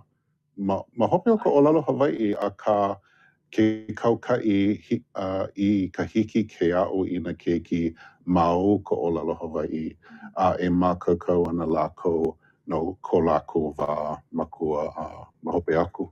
A pehea ua maha oi ke a'o ana ia manawa o ke kokua ana aku ma ka punana leo E lua wale no mahina o ka a'o ana ma ka papa a kono ia wau e hele a kokua. No laila ano maka'u ke la ano. Ke ano paha ia mauna. Ia mea like me ka o mau makua. Aka ike wau, he mau keiki ke ia I na hema ka o ho'opuka ani ko olelo I poina koke ia. Ai. A holomua. O ia ke ano o ke keiki ea. O ia ke ano o ke keiki. Holomua lako a ohe o lako maka'u. A hea lako hopo I ka pololei a me ka pololei ole. A ole like me ka po'e makua ea. Ole lako I loiloi ana I ka pilina olelo. Ai. A ole lako nā helu I ka lala ni olelo a pau ea. A ka ma ke kahi ano no'o wau o ke kuluma o ka olelo. Aino ke kuluma o ka olelo Hawaii I ka makaukau. E lilo, e ho'i hou I ke ano o ke keiki. Ke ano o ke aloha I ka wala'au, I ke kama ilio, ole ea. Ai, me ka hopo ole ea. No ila pehea ko ka hele kula ana ma ke kula kaiapuni. Umikai. A he o u hopo I ka u o puka wale ana I ka olelo ho puka wau I ka pololei ka hema paha. Ale wau I ike. Me mea la hema lele ka u olelo ia u iho. Ai. A ma ke kahi ano, ai ke kahi mauhu olelo no ka poe kaiapuni wale no. A ahe, ale wau lohe I ka hopuna olelo o ki tuko ma waho aku o na hoa kaiapuni paha, ea? Ai. Aka no'o wau o ke kaiapuni, o ia ke kahi po'aia pili I laha ka olelo. Ea, I kuluma ai ka olelo. No leila, pehea paha ai, pehea I kuluma ai ka olelo I kou ola I keia manawa. O ia ke kahi ninau houa'e. O e ninau paha I olua. Ia'u paha. Ia oi e no'o. He ninau nui. O iai, maupopo ia'u kuluma paha ma ka hele ana I ka hana, ma ka ohana paha kekahi, ea? Aka mahea paha I kuluma ole ai ma mua o kou koho ana e ho'okuluma I ka olelo ma ia wahi. Ma ka enehana paha? No ka mea, o ka enehana, a'ole paha a'ole kama'aina paha kākou a pau I nā hua olelo me nā mana'o a pau ka enehana. Yeah? Well, ma ku'u wā I ho'omaka ai I kia huaka'i. O mamua ke la wā, ua komo wau I ke au enehana a ho'omaka wau e a'u I ka haku polo kalamu ma kekahi ano pai ha'aha'a. A ho'okumu wau I kekahi kikowaina lawe he kapaia I ia wahe computer bulletin board service. No ka hiki ke ho'ouna I ka leka I nā hoa ma ke kamipiula.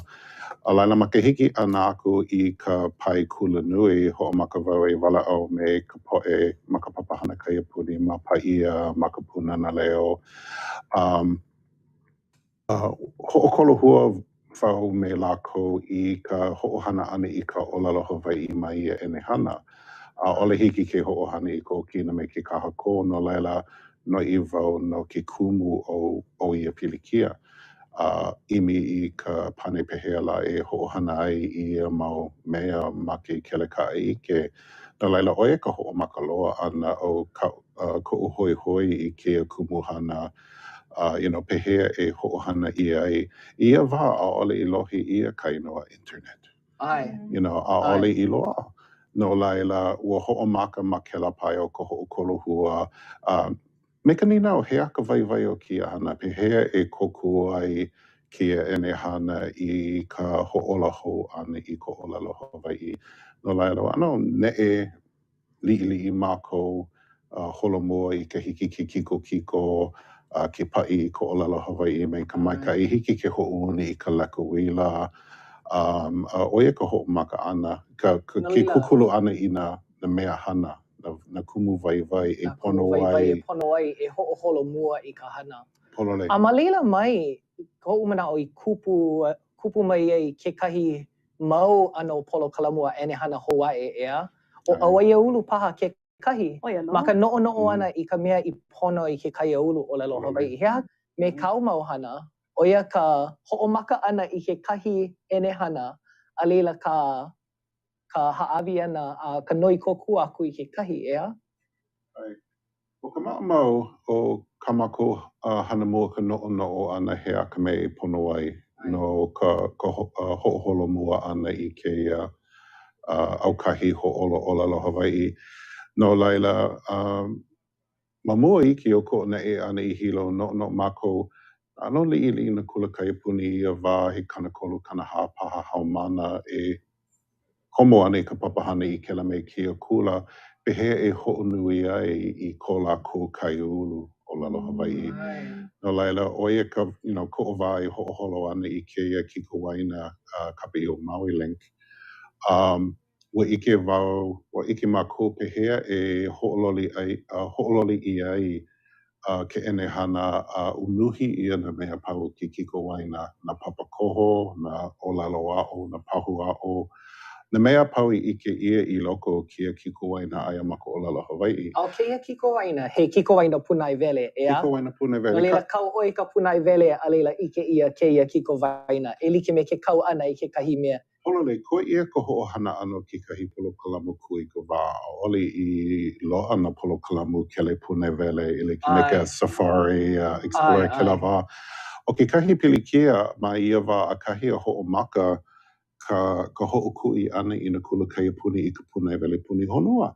A ole I loa, no laila, aia no I noho ana ke kikowaina nani ma hilo, ai kali ana mako I ka ho'okui ia o na kula I hiki ai na keiki me na kumu ke a ho'ohana I kela ene hana. Maupopo ia kako a o he Wi-Fi, ea? Ai, he wā. A ole holo, ea? He wā pa a kiki loa ia ka.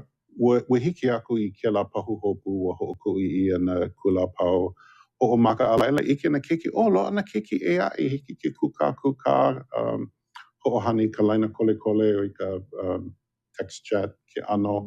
Mina keiki mana mokupuni le ke ole. No laila, like me ka oi ho'omaka ai, imi ia ke ala e kokua I ka enehana. A ole e koho wale aku I ka enehana me ka olalo. Hiki ka hana I ke ia.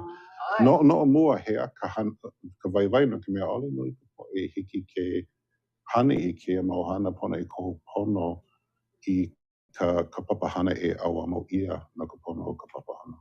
Ai. A pehea, hiki paha oi ke vehe mai I ka ho'olua ke pala au mai no ka waiwai o ka po'aia pili o lelo Hawaii ma ke a'o ana I ka o lelo Hawaii. O ia ho'i ka e like me ka hele ana I ke kula kaiapuni ea, nui nā hoe o lelo Hawaii ana, ma ka enehana nui ka po'e kamaʻili o ai, ea?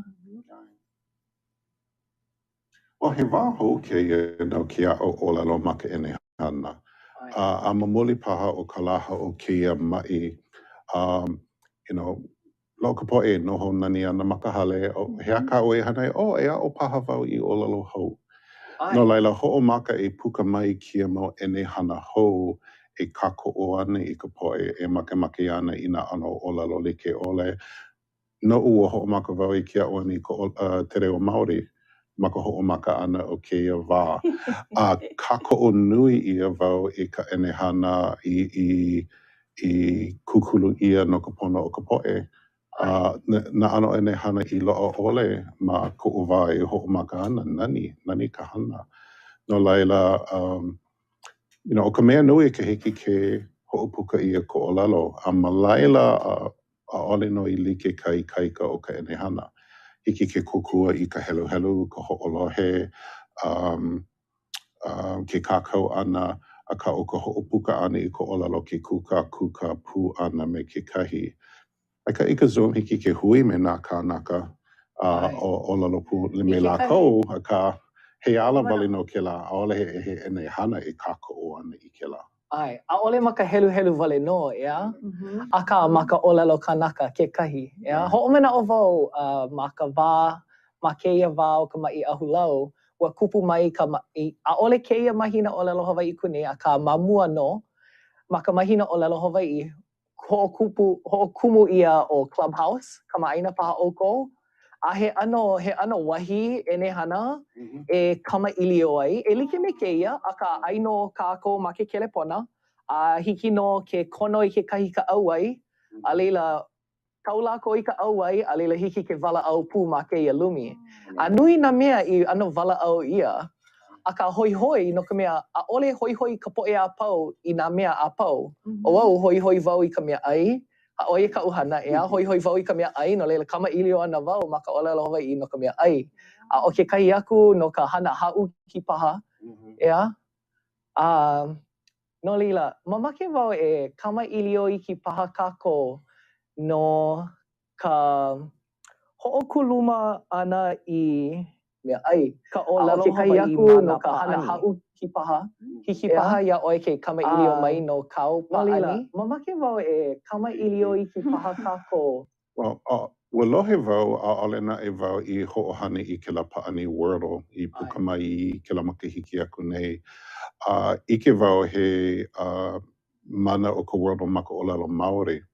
No laila ho'omaka wau I kapa I o panga. Kama'aina oi I ka wordle. Ole. Nane. Ai, o pela ka ko apau I kama ili I kama'aina I ka wordle. A ole no wordle ia a ka no huli hua. Ole vai pa'ani mua ia wordle a ka mamuli o ko'u ike ane I kela kahana kela kanaka ma'o te aroa I ka haku ane ia panga. Ia wano ua lekawila mai o Noelani Arista ia'u. Iko o lalo ua ho'omakaukau kekahi kanaka I kia pu'ulu code open source ke ano I hiki a ma'alahi ka ho'omakaukau ane I kekahi pa'ani I ano like kona ano me Wordle.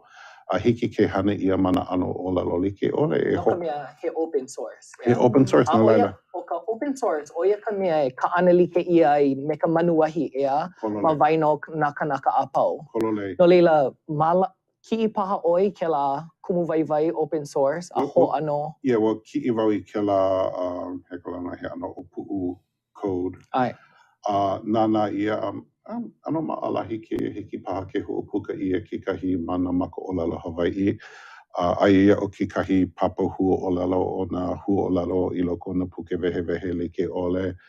Vai ia ho'oka'ina I mua ia ma ka pine o ka ho'ohana ia o ka olalo mananu pepa. Ua no'o oi I ka ho'oka'ina ana. Ai, I ma'alahi na hua o lalo, ia ano laha kia hua o lalo laha kia. A laila I ka hala ano na la, na pule, na mahina. Ho'omaka I pa'akiki ka hua o lalo. Ua ma'alahi nā mea mua ka aua paha a leila ua pa'akiki meila ea. Oia no, ho'olale he pa'ani ea. A laila, vai hou ia ke la mau hua o lalo. A imi ia na hua o lalo I loa e 5 wale no hua pala. A laila ho'omaka wau I ho'okolo hui ke ano ma'alahi ka hana. No laila mai ke ki'i mua ana I ke la pu'ulu code ai ka puka ana o ka huli hua ho'okahi pule me ka hapa paha ka lo'ihi. Ano wiki hoi ea? Eleu, naka eleu. Miki.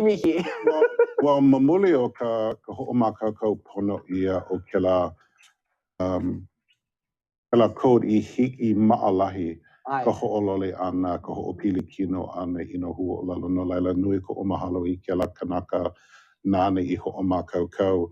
A ka mamuli o kona ana open source I kia manawa ka ui hanai e noho laha na makapune vele I na makemake ki kahi kanaka e haku I mea ho no ka olelo ka moa, no ka olelo polopola hiki. A ma kekahi ano o ka open source, oia kekahi hana a kako e hana ana ma kekahi ulu o lelo Hawaii. Oia kekahi ano hana a wai ulu kekahi.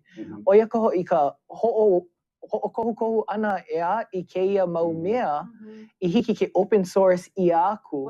Ka ana like manuahi ea I keia mau ano polo kalamu ea e hiki ke ho'omohala hou ia kekahi pa'ani paha, kekahi ha'awina ea.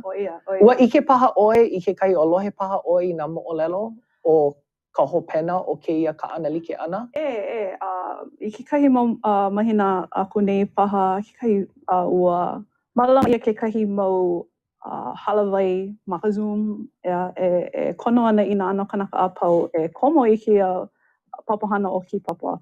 O mamua, ha'i mo'olelo paha wai oi no ka mana'o kupanaha. O ke kumu me kana pakana me nā makua. Kapa mako ma'awai ulu ia lawa o nā makua. Ka makua kane o puakea o ka makua hine o ana ke kau'i saidudua.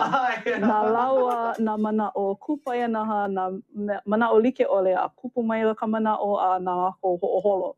No laila he ohana mako o ai ulu ma nā pai'aina like o ma nā mokupuni like ole o Hawaii. A pelapu no me Aotearoa ma kekahi wā.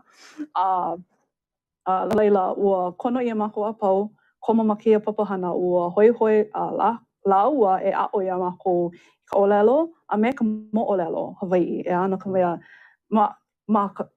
ke a'o wale ana I ka olelo, no, a hala paha ke kahi mau mahele o ka mo'olelo, me he mea la he hapa wale no paha ka ike au ike mai e.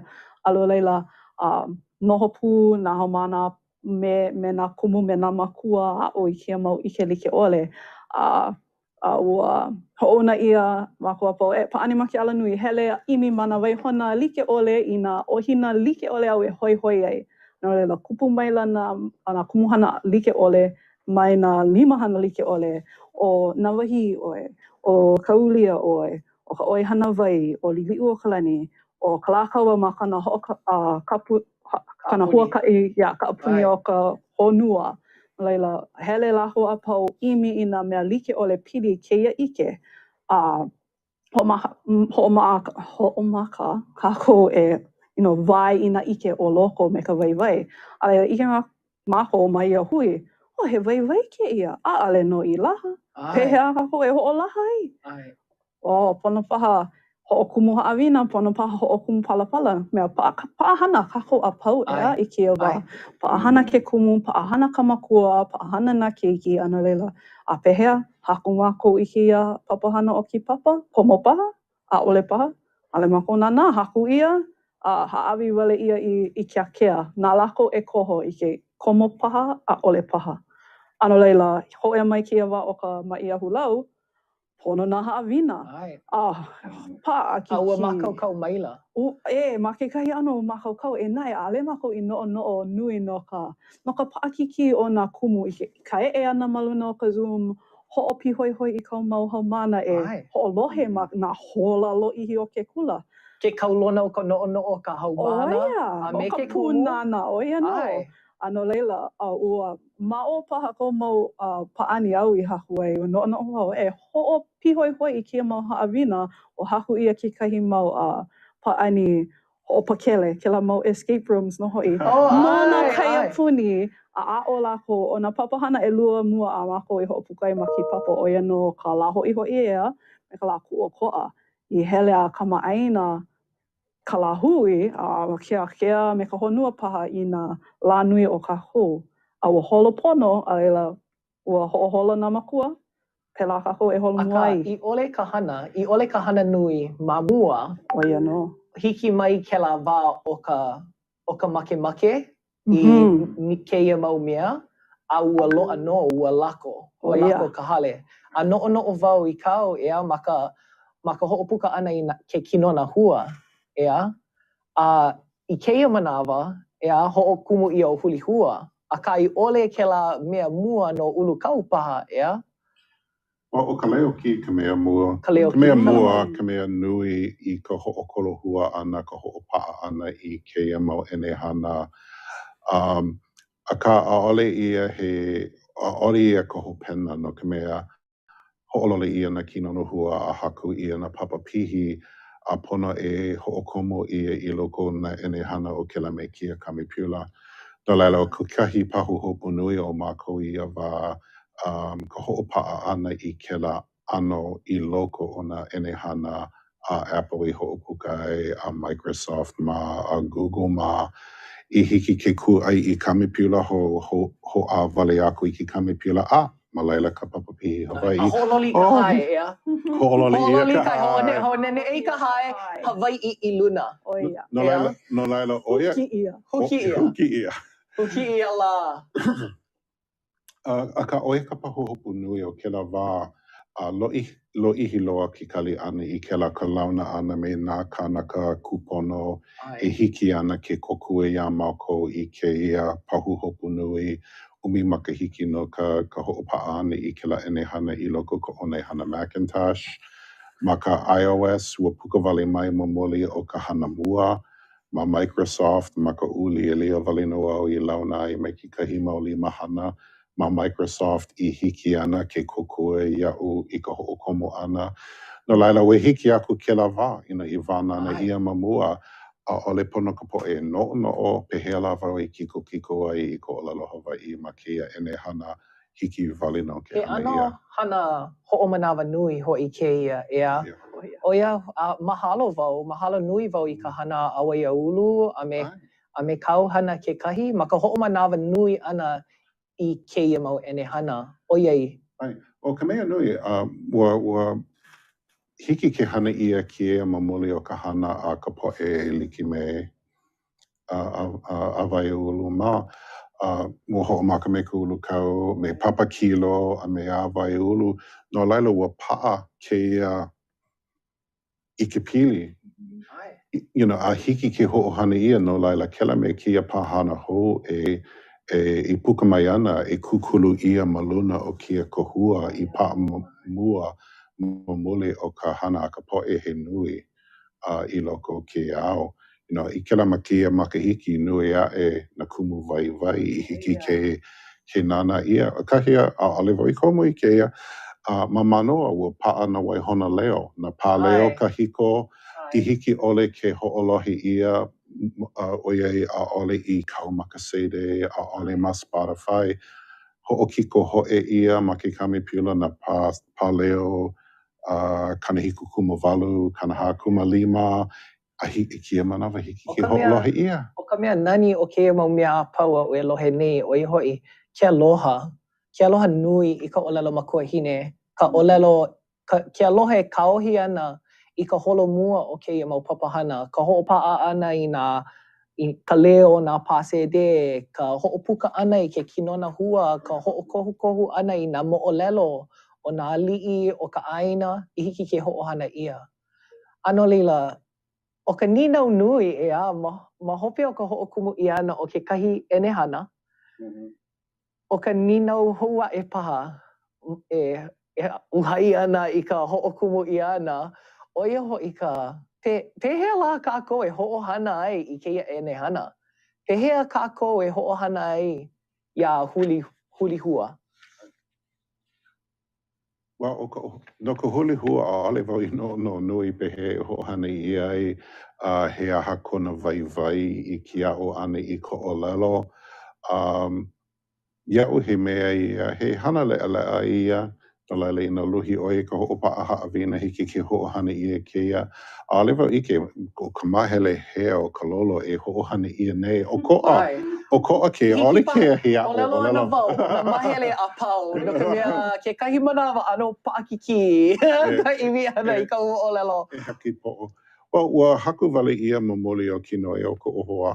I mana o ia e vai vai ana a ole wau I no unui ua ike wau ua hiki ke hana ia. He mau hola ka awale ko o e hoa o wau. O iei I keia la nui ko kākou mahalo ia naha, ia. O ia ho'i ka Native Hawaiian Hospitality Association, ia. No ka malama ana I keia ano ahaku ka, no kākou e wala'au ai. No'ono'o ana wau, pehea kākou e ho'ike aku I kekahi o keia ike I ka po'e malihini e hele mai ana I Hawai'i nei. A olelo wau o iei hana wau ma ka ʻoihana malihini. Maopopo ia'u, o ka malihini, ʻaʻole no he malihini mai ka ʻaina e wale no. O ka malihini o keia ʻaina, he poʻe no keia ʻaina kekahi, he poʻe Hawai'i. No leila, pehea kākou e hoʻoka'a aku I keia ike mai ia waiaulu, mai hulihua paha, mai ulu kau I keia poʻe malihini o Hawai'i nei. Ma ki papa, ma keia papahana, ma ki papa, kiko o rota ga. Komo, noi komo, kakau inoa, a komo wale, aia nā waihona ma ka ʻōlelo Pelekania a me ka ʻōlelo Hawai'i. Ano leila, he ala komo ia, I nā hoi ka malihini, a ka hapanui o ka manawa, hoi no lākou. Komo, e maluna, helu, a o I nā haʻawina like ʻole ma ka Pelekania, a e kekahi hiki ke hoʻohā like ia ma ka ʻaoʻao o ka ʻōlelo Hawai'i. Nā palapala ʻelua ma ka manawa like, he ala komo kēlā I ke aʻo ana I ka ʻōlelo. Aia ia ma leila. So, oia kekahi. A moʻolelo paha kākou I ka poʻe e hana ana ma keia wahi ʻoihana. Ia, ʻoiai, ma kekahi ʻano, nā kākou paha e hoʻokulu mai ka ʻōlelo Hawai'i ma kou poʻoia pili iho no. Ia, ma ke kula kiʻekiʻe o Molokaʻi paha ʻoe hoʻokulu ana, ma ke kula nui o Hawai'i ma Maui, ia, ma ʻaulani paha kekahi kākou a pau e hoʻaʻo ana e hoʻokulu mai keia ʻōlelo Hawai'i. Pehea ʻoe ma ʻawalani? Keia makahiki ua ano hauʻoli loa mākou I ka hoʻolauleʻa ʻana I ka mahina ʻōlelo Hawai'i. O ka makamua ia o ko mākou hoʻolauleʻa ʻana. Ua hoʻomaka mākou I papa ʻōlelo Hawai'i Ma kela me keia pule o ka mahina ʻōlelo Hawaiʻi no nā limahana. Mālama ia kekahi papa no ke kamaʻilia, kekahi papa no ka hoʻomākaukau ana i ka iʻa, kekahi papa mele, me kekahi papa hula kekahi. No leila, o ka mea nui noʻu ʻo ia hoʻi ka holomua a me ke aloha i ka ʻōlelo. A me ka hoʻomanaʻo ʻana i nā kanaka he nui i hele mua, ma kēlā ala, i waiho mai i kēia makana o ka ʻōlelo Hawaiʻi no kākou a pau, i hiki ke hoʻolauleʻa ia ma ka mahina ʻōlelo Hawaiʻi kēlā me kēia makahiki. Pehea, ʻoiai ano liʻiliʻi ka manawa i koe mai nei, he mau manaʻo paha kou no kekahi kanaka e makemake ana e hoʻomohala i kekahi ʻano polo kalamu, kekahi ʻenehana ʻōlelo Hawaiʻi? Iaʻu he like me ka o I ʻōlelo mua he wā maikaʻi loa kea no ke aʻo ʻana I ko ʻōlelo ma mole o ka nui o nā kumu waiwai kia mau moʻolelo ka ʻenehana. Ma ka pōʻaia pili o ka hoʻokipa malihini, manaʻawa hiki ke hoʻoikaika ia ka hoʻohana ʻana I ko ʻōlelo I kia manawa kau ka poʻe malihini ma ka mokulele ma Kaliponi ma hele mai a nana lākou I kikiʻi ʻoniʻoni maikaʻi pili ana I nā ka pilikia o ke komo ʻana I ke kai I nā ʻaʻole maikaʻi ke anila no ke aʻo ʻana I ka nā holoholona ʻana hala pohe nā manu a pēlā aku pehea ka hako ʻana I polo kalamu e hoʻonaʻauao ana iā lākou I pili ana I kia mau mea ma ke ʻano he paʻani no nā keiki ʻaʻole lākou e noho nani ana nāna I ka wiki o I hoʻomākaukau ia akā ina aia kēlā ma ke kelepona I hiki ke paʻani a o I pili ana I kia mau mea. O ka mea nui iaʻu ma kia pōʻaia pili o ka ʻōlelo ke ala I ka ʻike pono ʻana iā Hawaiʻi.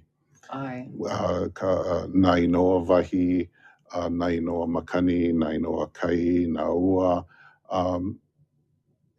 Hoʻike ia ke ʻano o Hawaiʻi loko o ka ʻōlelo ʻo ia ke ala maikaʻi ʻo ia kaʻu o haʻi wau I ka poʻe ma ka wā I aʻu ai wau I ka ʻōlelo Hawaiʻi ua hoʻomaka wau I ʻike I ka honua ma kekahi ʻano ʻokoʻa he ʻano maikaʻi. Ua hulihia, Ua mamuli nana ia na mea apau ma kekahi ʻano ʻokoʻa. ʻAʻole lawa paha ka wā e noho ana lākou no ke aʻo piha ana akā ina ano hemo iki ka I puka no ka ʻike ana I ke ʻano ʻoia iʻo o Hawaiʻi I loko o kāna ʻōlelo. Okay.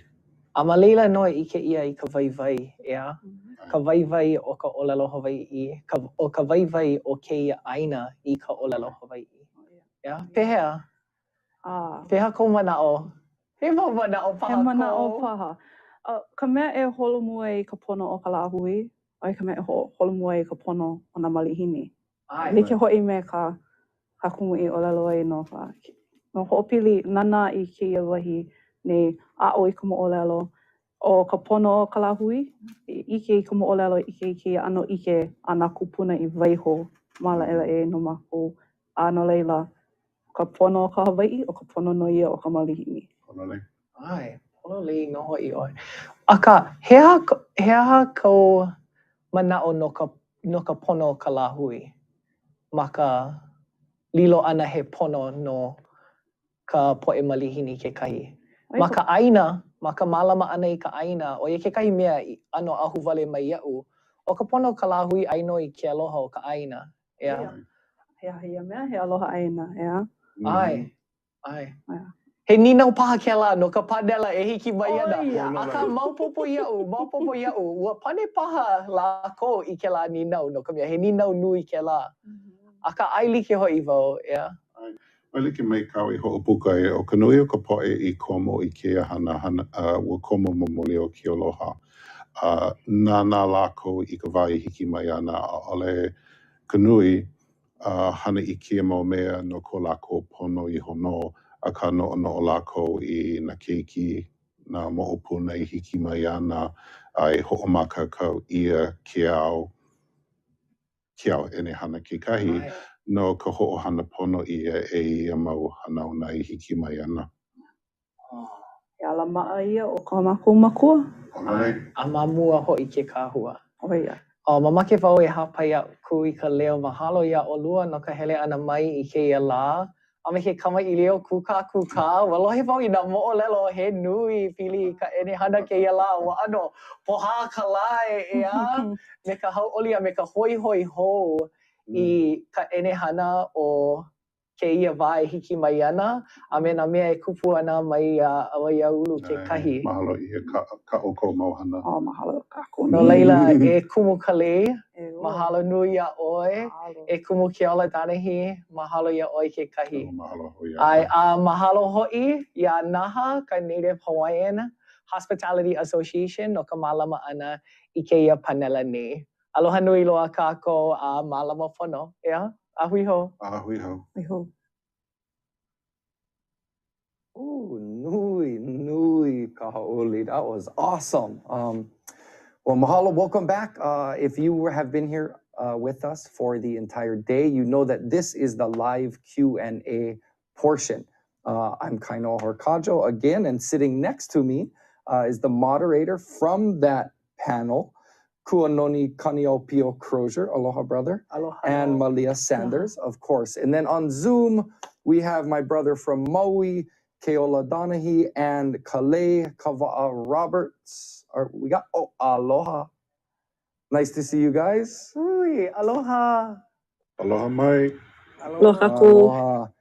Good, and normally we have about 15 minutes for Q&A, but I think we're going to stretch them this time because we had some real good stuff in that panel. Now, I'm going to, a couple things right here. I want to give a shout out to OEV TV for everyone that was watching that panel that does not Olelo Hawaii, and you saw those amazing subtitles. That was done by our amazing OEV TV crew and the staff over there. But you will not get those subtitles when they Olelo Hawaii during this live Q&A. So, just Maupopo understand that there's going to be a little bit of back and forth, but there will be no live closed captioning in this, okay? We're going to jump right into stuff. And Keola, I got a question for you first. There was a bunch of conversation in that panel about technology, which was amazing. And you are so humble in talking about coding and the things that you do. And Kunoni was constantly trying to feed you to talk more about it. And you always deflected as the amazing Kumu that you are. But as we are doing this on technology and in the media, we want to talk first about how do we elevate and broaden and expand the reach of Olelo Hawaii on live media, TV, and these sort of outlets. And I'm going to start with you, Keola, and then we can go around the room, whoever else has comments. Well, I think one big thing is to get our keiki engaged with the technology and, have them help move this forward. I recall from my daughter's generation, she went to Punanaleo Ohilo and then Navahio Kalanio Pu'u. The kids were really engaged in the technology, but as users, and they still are to some degree. They love their games and their social media things. But not many that I know of personally have moved into the realm of learning how to code, learning how to create these instruments. And there are some groups that are doing it. Purple is one group with that kind of focus. But, how do you engage them? I have a 5-year-old grandson, and I bought him this little robot training kit, just to teach them the fundamentals of learning how to create a program. So, and having the skills in both sides is important. When I went to UH Hilo in 1994, really my goal was to dual major in Hawaiian studies and in computer science. But what I found was there is absolutely zero overlap between the two programs. So it was going to take me a full 6 years to complete both. And, I really wanted to focus on the Olelo. So, I decided to drop the computer science side. And really what I picked up whatever I needed to know, what I needed to learn to make it functional. That's where I put my efforts on the technology side. I really could have, developed my programming skills to a higher level, or, creating user interfaces. But, to me, it was really all about the Olelo. And whenever we ran into a roadblock or an issue, okay, I'll go figure out how to make this thing work. But having equal strengths in both, being able to approach it both from the cultural language perspective, and being able to apply that with the technology skills, that would really be the ideal. Oh, I think what I'm hearing Kumu say is finding solutions, right? Finding solutions to the challenges we're facing in putting Olelo Hawaii out into the public and into the community. And when I hear you say live stream media, I think about moments on television where maybe someone is speaking Olelo Hawaii and we need live captioning, or I'm hearing about people who are speaking, or there's something being said in Hawaiian language that then needs to be translated to another audience, right? So we need to have those people who are makaukau to pala, to live caption, to translate, to share either in real time on the mic or also maybe behind the scenes. And I think we're working up to that. I think we're seeing that there's a need for that. And even on this panel, right, we recorded and then we went in and we're kokua, we got some kokua, right, to go ahead and caption that. And so that was one solution to kind of make that possible, right? Yeah, and I want to throw one more thing out. I don't want to dominate sort this. of, Mary Monarch, hearing it there, hearing it in these, in these other platforms.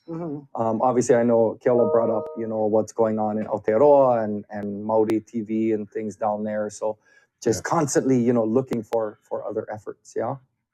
Kale, did you want to contribute anything to that, Manao? Oh, you're muted. Yeah, aloha kakou. Oh, Yes. aloha, no. Aloha, bye. Hola. So engaging, I think that we're fortunate in this time during the pandemic that we've gotten to, I guess, further our reach and accessibility in a lot of things. And that's really one of the big pushes for Awaiaulu, is to bridge that knowledge of the past so that we have access to it in this time, whether in Hawaiian or English. And so that we have access to so many resources and so many repositories, but really making that accessibility for people to use, that's a goal that we all need to work towards, right? Making it easier for us all to take that first step into Olelo and really jump off from there. So, and I think that's what we try to do in Awaiaulu, is try to make these stories, our history, ours again, regain that power and empower people to know our history, really. Can I jump on that? Please. So another big issue I want to throw out is something that's not commonly heard in public discourse, is the issue of data sovereignty. And there are some incredible people working on that. There's a gentleman in Aotearoa, Keone Mahelona, who is with Tehiku Media. They're doing some amazing things. But in Hawaii, also Oivi Parker Jones, folks like that. But controlling the access to indigenous knowledge and ways. There's a blatant example of this on the mainland that's being discussed heavily right now, where there's this company of non-natives who had been collecting, knowledge of, was it Dakota language? I forget which Native American language it was. For years, they've been getting grant money and all this, and now they're trying to sell the data back to the tribe, which is, absolutely absurd. So I think we have to be cautious about how, a lot of this data is being used and being, maybe it's being transformed in a way where it becomes copyrightable, and then, we lose that control over it. But Keone is one, he's very a strong advocate of, well, he appreciates what we had done with Microsoft and Apple, saying we need to be able to create these technologies ourselves. and not be dependent on people who can, perhaps later take those creations based on indigenous knowledge and monetize it at the expense of those from whom the language comes. Mahalo for that. We're going to move on to question 2. There was a lot of discussion in the chat room, and I think this is probably really good for a lot of the people listening about, how do they get involved? What's that first step? If, especially if they aren't in Hawaii, and we probably have a lot of people who aren't necessarily in the islands. There's not a Hawaiian language class. There are digital examples of that as well, but there is a lot of other language learning tools out there, like Duolingo. And Tony, in the Zoom, asked the question, Maka'olelo Hawaii. So I will ask it as well, and then I think we can have Kalei perhaps answer the question first, or go. We'll see who pronounce it. Who wants to go? The question from Tony was, "E mea make paha o Duolingo e a'o i ka'olelo Hawaii." So basically, is Duolingo, do you see it as a favorable thing? Preferable way to start learning Olelo Hawaii. And I think that was answered a little bit, but in the panel, but we'd love to enlarge that discussion. My streak is always being broken, so. I think any path to jump in and to start your path on the journey to learn Hawaiian is a good path. Anyone, and as long as there is a saying, "Ale pau ka ike ka halau ho'okahi." So like not all knowledge is taught in one area. As long as we keep that in mind, the door is open with your first step, and keep going on that journey. We are students forever. And it's such a personal journey, right? To learn Olelo Hawaii. And even for myself, having, Makua and Kupuna who gifted me with speaking Olelo Hawaii to me, I'm still finding myself searching for ways to learn more and wanting to know more and wanting to be in spaces like someone else said, right? In the chat, they asked about being in the wild, right? How do you hear Olelo in the wild? And I said, well, I'm thinking it's really getting into the wild and going in on your own personal safari, right? To learn Olelo Hawaii and to find ways to maybe integrate Olelo Hawaii into your daily life, maybe in a small way, maybe in a big way. But I think we talked about that in our panela, right? Kamailio kako no ka Olelo Hawaii mako ola. And then how that becomes a bigger and bigger discussion. And then it becomes a bigger and bigger journey with the people around you. And suddenly you're going together and suddenly it's a kako thing and not just a me thing, right? And so mahalo nui a oi kumunuka hape ane mai kalama na'o. Keola, did you want to add anything to that kind of discussion about language? Well, I think it's pretty well known that people have different learning styles. Some of us work well in an immersion environment. Others, myself, I like the grammar-driven one. Particularly with learning Te Reo Maori, a lot of the grammatical structure's the same. There's a lot of lexical similarities. So, I was able to approach it, intellectually in that way better. But still, I was using 12, 13 different resources at one time. I wasn't just sticking to one book. So, drilling the vocabulary, studying the words, listening to recordings, being able to do all those things. Don't put all of your eggs in one basket, as they say, but find a number of different resources that are going to expose you to the language in a number of different ways. Mahalo. And I think what Kalei said in the beginning, right? Just, it doesn't matter what it is, just take the first step. Right. And for you three, it's so, you make it so approachable.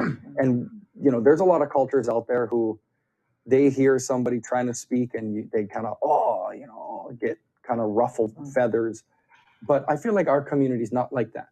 At least you guys and a lot of us, no matter the effort is being made, right? And so I think a lot of people feel a sense of shame or it's going to sound bad, But then what I always hear from people, even in my own journey, is mai hila hila, right? Just no shame, just start talking. Yeah, Right. it's definitely an aay kahula kind of aay kahula vaihoy kahila hila bakahale, right? The dare to dance and leave the shame behind. Mm-hmm. Yeah. But also just hearing someone speak olelo to you unexpectedly is such a gift, you know? And to hear someone just come and olelo to you, like when I went to go buy bread one time, the guy at the register just let me buy my bread in Olelo, Hawaii and spoke to me. And that surprise was so touching to me because it's unexpected. Mm-hmm. And that's part of, you know, what we do at Aulani right now is holding this small space where you can hear Olelo Hawaii. Mm-hmm. And maybe we're not all fluent on this at the same level, but we're striving to have a space where Olelo Hawaii can be a medium of life and a medium of service and a medium of living, you know? And so I would say to people who can say a few words, please say those few words to us.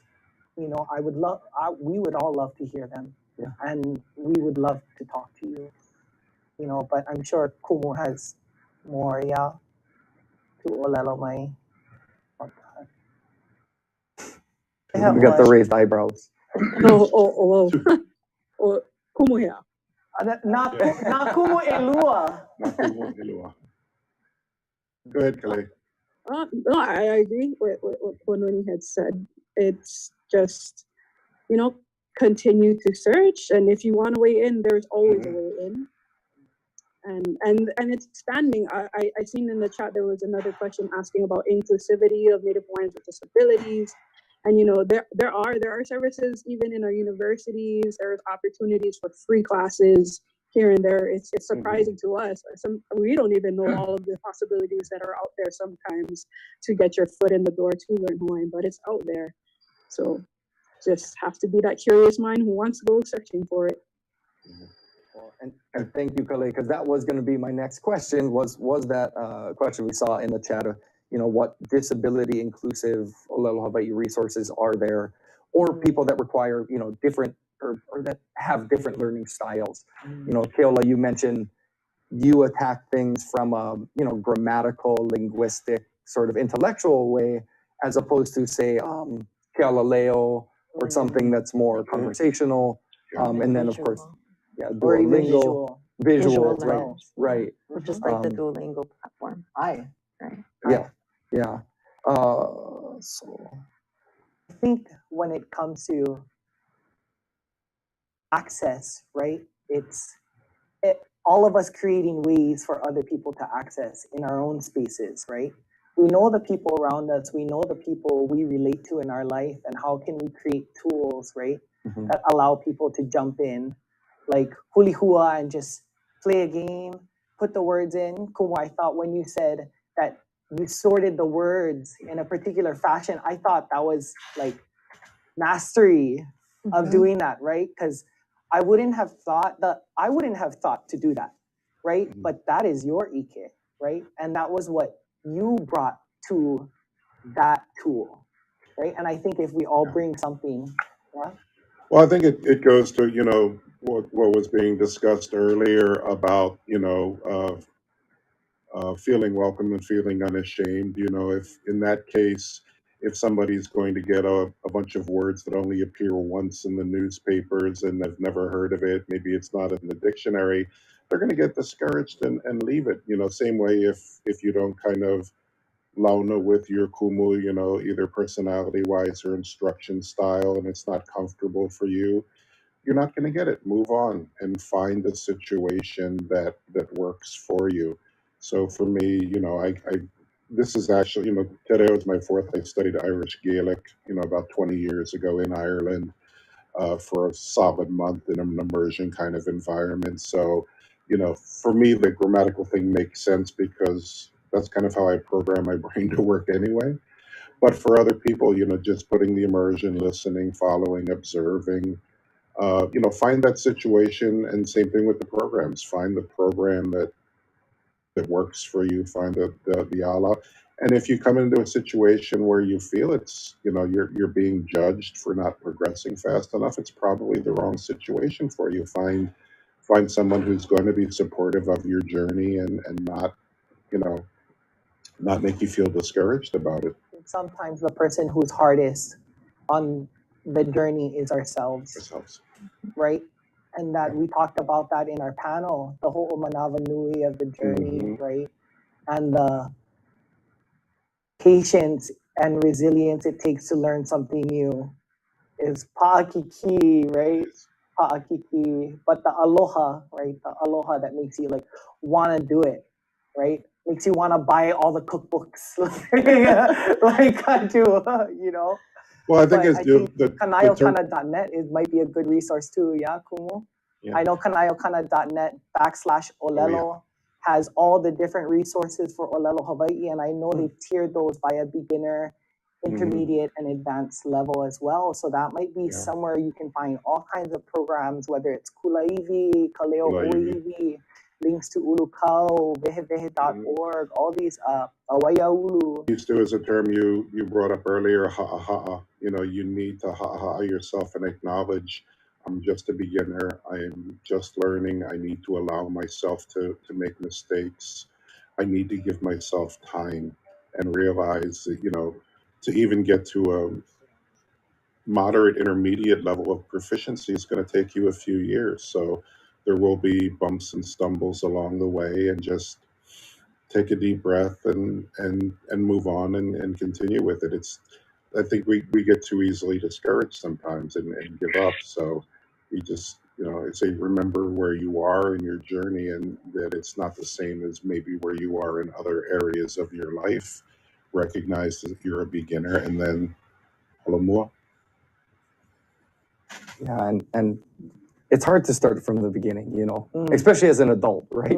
You know, It's hard to start from the beginning, but if you don't start, yeah. you didn't do anything. You quit before you even began. Which is a great segue to the last kind of wrap up, closing thoughts. And we've kind of been, I guess, talking a little bit about it, which is, you know, we'll just kind of go around the room. Any closing thoughts, or, you know, just how do people get involved? You've already provided, you know, some great, you know, examples over there. But yeah, just, you know, any message you have for the people in the audience. We'll start with you, Kale, and then we'll go to you, Keola.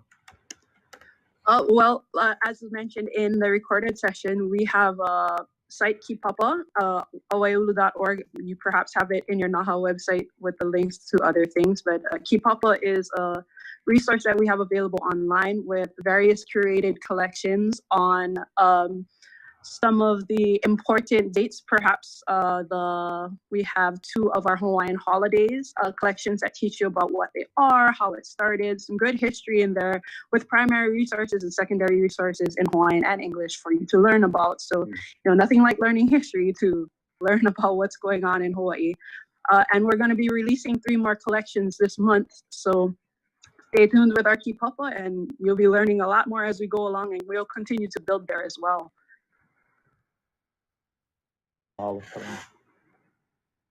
Yeah, I want to do a shout out. I'm not sure if it's Shana, Shana, Kukila. Beautiful point that I wish I had gotten to earlier, through the mele. You know, the mele is such an incredible access point. I mean, how many of us, you know, growing up, even if we didn't understand, we're hearing mele and we're able to recognize particular words here and there. I would like to do a whole class that was just teaching Olelo through the mele at some point. The opportunity hasn't presented itself. But, you know, not only the language considerations, but the cultural ones, the connecting place names to stories and things like that. You know, that's an incredible opportunity that I don't think many of us. Usually, when you get into language and mele, you're talking about folks in the, you know, upper division courses and graduate level at the university, where you're really engaging at that. I think we could be more purposeful with using mele even at the introductory level. Punanaleo did a wonderful CD for the Kamali'i a few years ago, and I'm struggling to remember the name. I was trying to find it on my bookshelf, of, you know, mele that were specifically composed for teaching particular grammatical structures and particular cultural aspects So, perhaps that's another way the industry could kokua is, with some funding to engage, more in that kind of, development of curriculum for language and cultural learning. Awesome. And that was a call to action for somebody in the industry. Malia, we'll go to you next. That was a great segue, I think, to the work that NAHA is doing. As many of our panelists says, it starts with small things. And over the past years that I've been with the organization, NAHA has taken on language projects where we do translation for a number of different things. Our partner at HTA, we translate their agendas and for all of their public meetings that they do, and it stands side by side with English, and it actually is above it, which is like a great way to honor the fact that this is the language of our home. This is the language of our people. I get a little bit emotional about it. Yes. Because even for me, I've been on my own journey of learning. It's taken me a long time to realize how really important it is that we do normalize the language of our place. And so I've been heavily involved in the FESPAC Commission meetings, and I have a team of people around me that speak fluently, write fluently. And so they support me in getting these things created for community. And, I don't always know what's going to happen when something gets created in Olelo, Hawaii. But as Kale said, you're laying the foundation of something that's there so that maybe in the future, someone else comes back to it and gives it a different life than the one that it had when it was first created. And for me, my journey of Olelo, Hawaii it's been an important part of my work. It's important to our people. And I want to make sure that I find ways to incorporate that as much as we can. We have on our website short little videos about how to put the keyboard on your computer. And it starts with little things like that. Because I write emails all the time to people in the industry, and they sometimes respond, they go, I don't know what that word means. Can you tell me what that word is? And it's an opportunity to engage them and say, hey, go check out our website. There's a way that you can include the keyboard in your emails. And then when you're done doing that, go check out this other website to explain the deeper meaning of that word that I shared with you. And it means this to me, but it means more.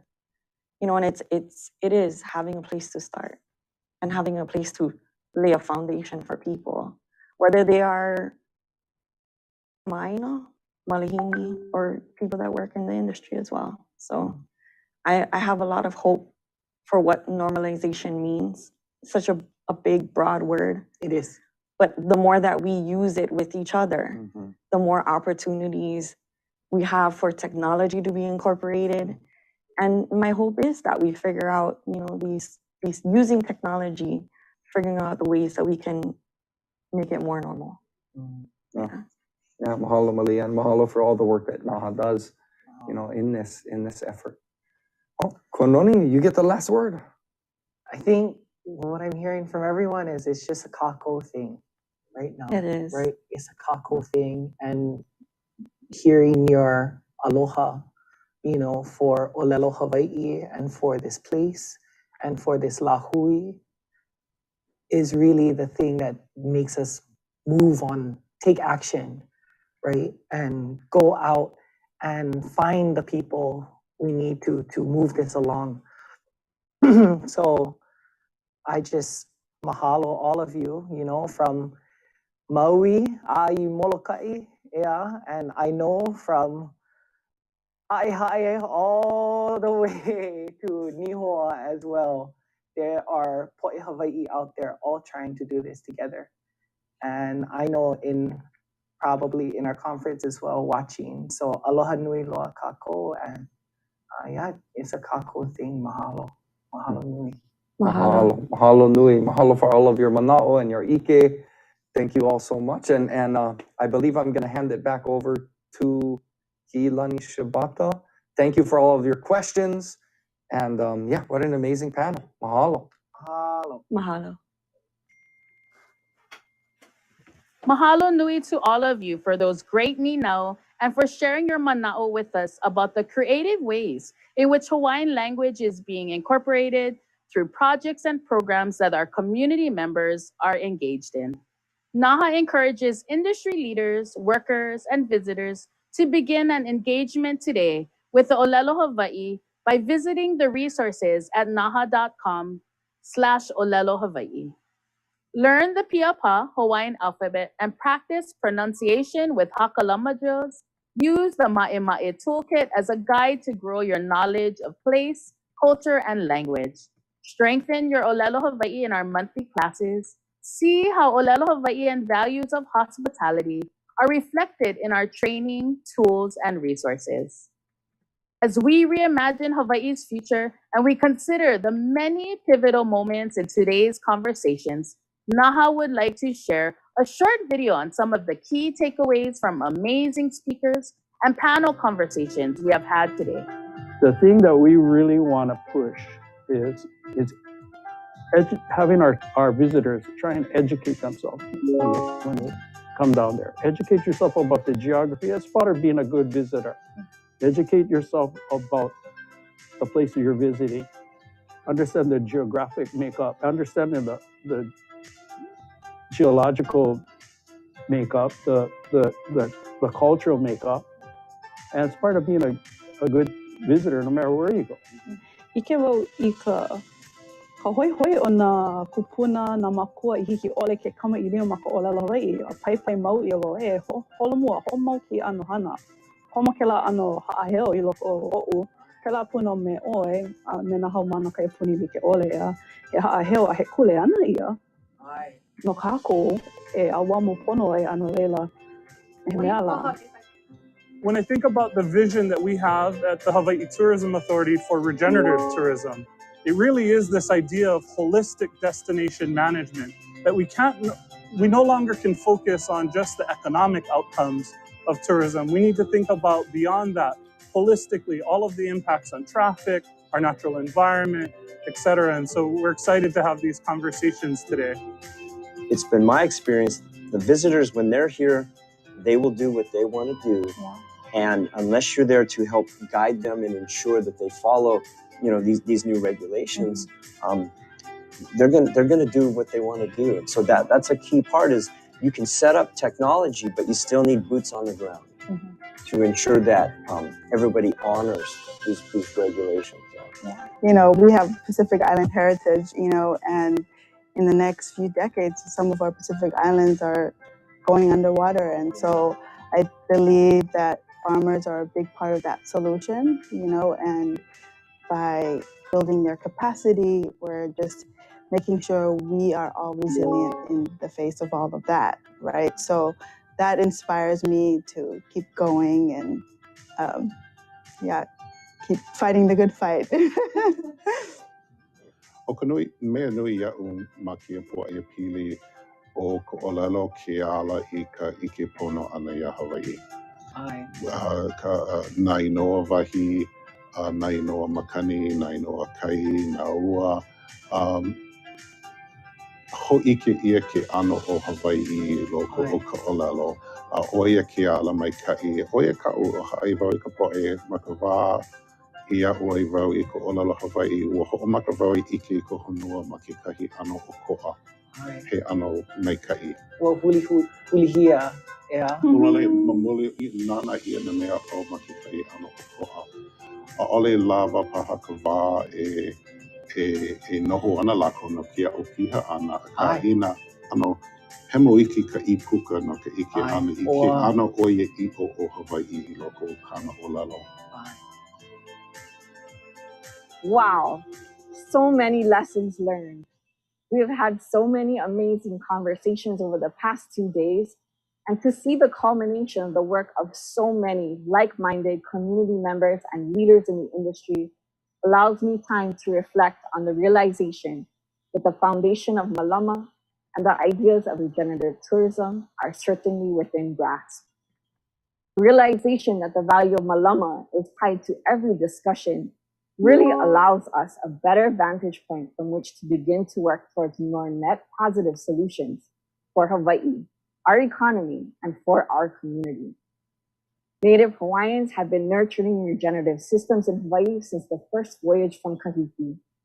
The Ahupua'a motto of living system stewardship and Hawaiian values like Ho'okaulike, Ma'alama, and Aloha Aina are just a few that Native Hawaiians have applied and made actionable since time immemorial.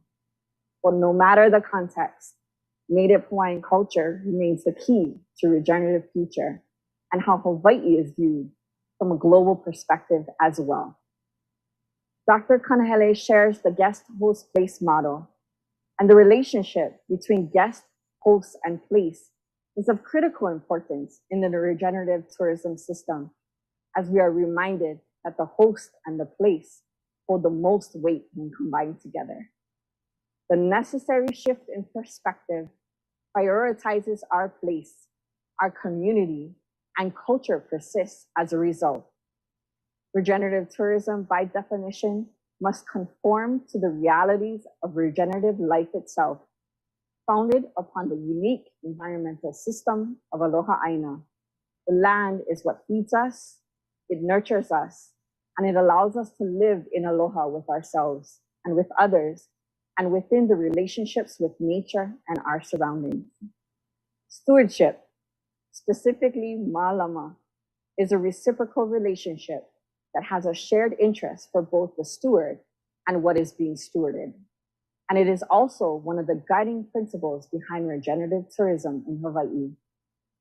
Circular economy also has a pivotal role to play in ensuring that money generated in Hawaii stays here in Hawaii, reducing capital flight and supporting local families and programs that make Hawaii stronger and more resilient.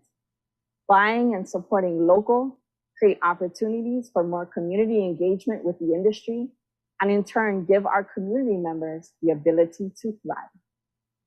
As the living language of Hawaii, we all have a kuleana to ensure Olelo Hawaii continues to be normalized. The aloha built into our hospitality lies in the humble voice that calls one to visit. It is a voice that must undoubtedly embrace Olelo Hawaii. Language is the key to culture, and by familiarizing ourselves with the language of this land, we actually learn so much more about ourselves and about our relationships with each other. Whatever paths may lay ahead, one thing is for sure: we are in charge of the lens through which the world views, understands, and loves Hawaii. And aloha and malama are the strongest foundations in which we seek the desired future we envision. We must be extremely vigilant in ensuring that how we present ourselves to the world is a true reflection of who we are at home. As we grow into betterment, so shall our ability to achieve something truly regenerative. While the beginnings of change are imminent, if not already in progress, the fruit of our labor will be enjoyed by our keiki and mo'opuna for generations to come. If we are to leave them with a better chance in our place and to inherit a Hawaii we envision, we must consider our actions today as the foundation upon which they will thrive. We all play a critical role in creating a different future, whether it is engaging organizations dedicated to this new future or creating a regenerative opportunity yourself. No matter what you do, it all starts with aloha. Let's all do our part to put the values of our culture into action. Let's be better stewards of our place. Let's be a more conscious buyer. Let's lead with Hawaiian values. Let's be better advocates of language and culture. This mindfulness, this enduring aloha for each other and for Hawaii will certainly lead us to a future that we envision. A Hawaii reimagined, a Hawaii at the crossroads of the world. Mahalo nui for joining us at this huina, this convergence at the intersection between tradition and innovation. Mahalo nui for attending Kahuina 2022. E ola Hawaii, e malama Hawaii ne. Aloha.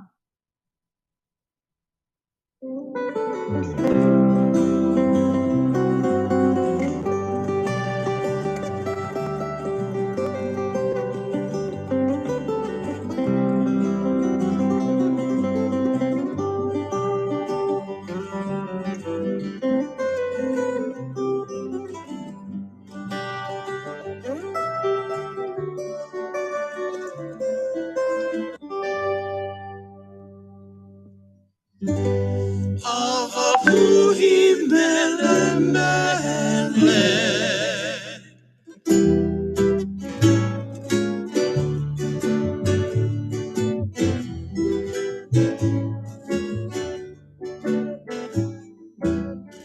Ke ala ka uihoni ona ona I ka ihu ava puhi mele mele ka ui ka pohivi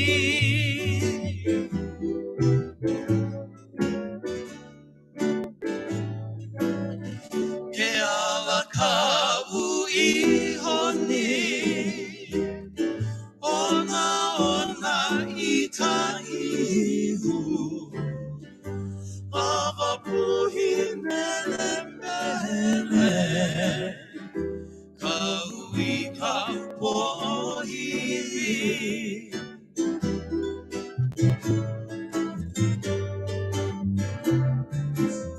lapa lapa na kuahiwi ulu vehi ka vekiu ki ka mai na manu na mea mai hoiku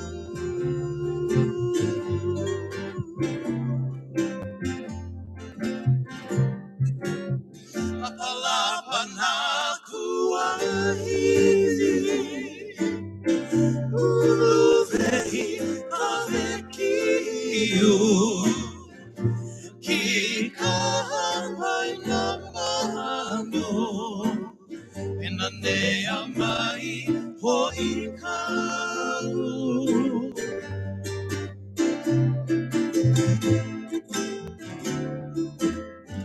ke kai na pe mali kalama kai o mapala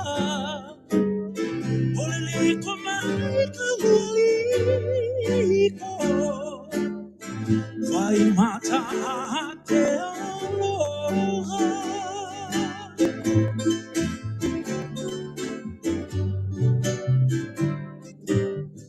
ke kai na pe mali kalama kai o mapala Aliliko mai kalua liko vai maka he aloha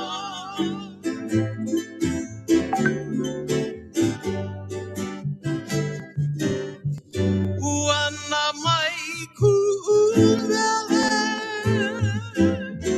no kawahine hano hano o ka haku velo velo Oleina ala koinoa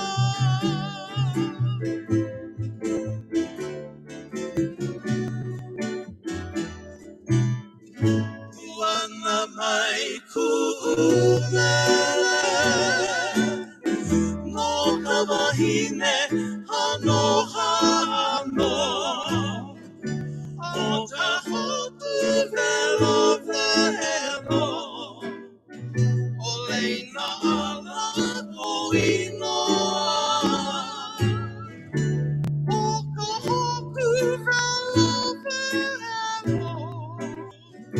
Oleina ala koinoa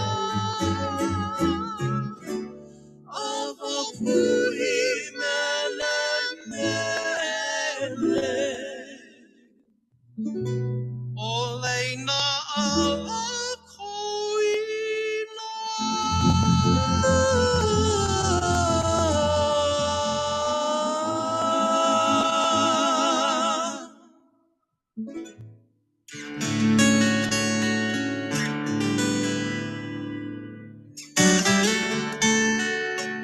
Ka mea ho'okani,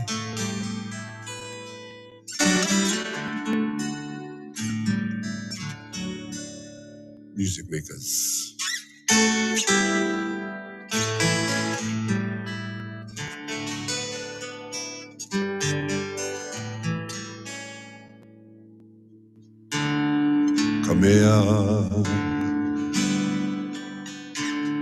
Okani Uaoeloa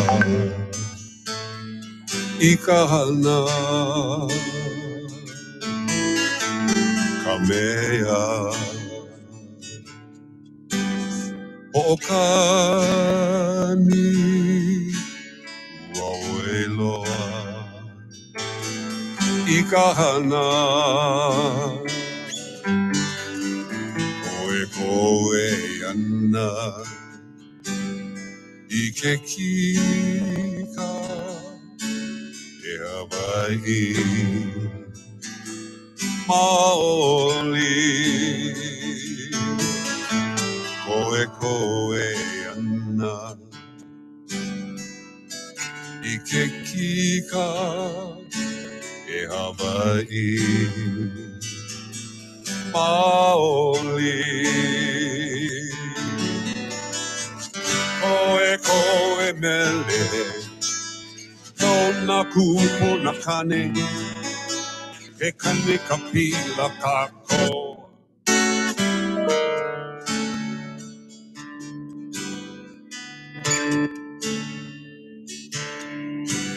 Veia na mo'olelo I haoli ai Nakanaka Veia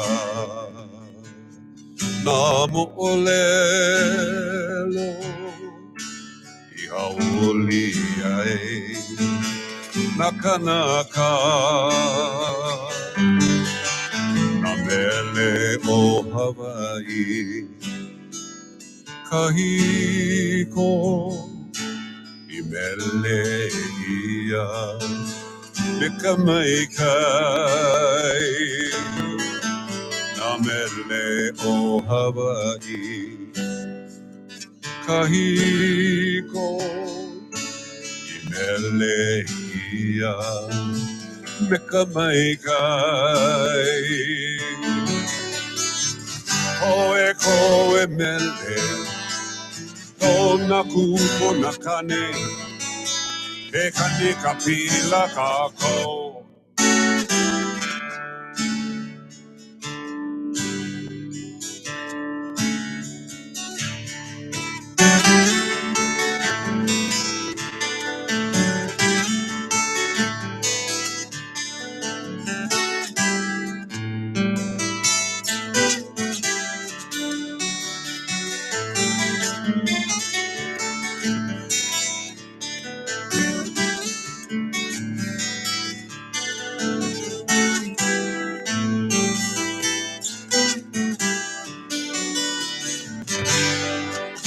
Ha'i mai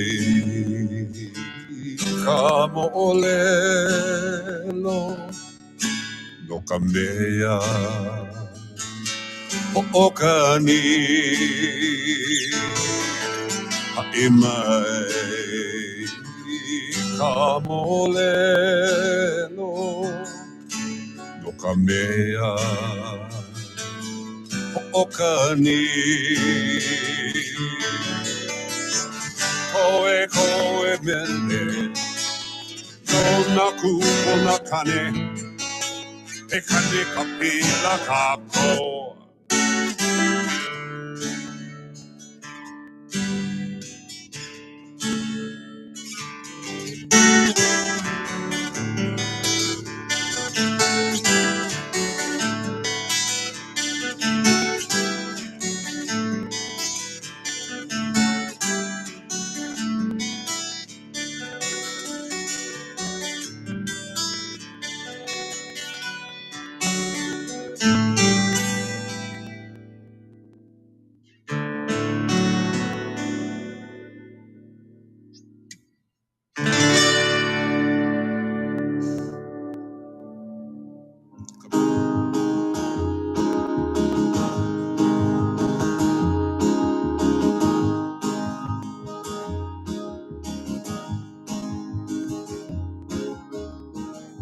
City lights are shining, beautiful sight, you might say. They don't compare to a starry skyline. Miles of pasture and moonlight, a natural beauty that I find. Shine from the mountains to the ocean side. And I know I couldn't leave this life behind. Wake it to warm sunrise, or the sunset on an evening drive. Sea breeze on an open coast, that's what I love the most. Feeling of an ancient wind, climbing up to her home again. Rolling hills, beautiful skies, island light.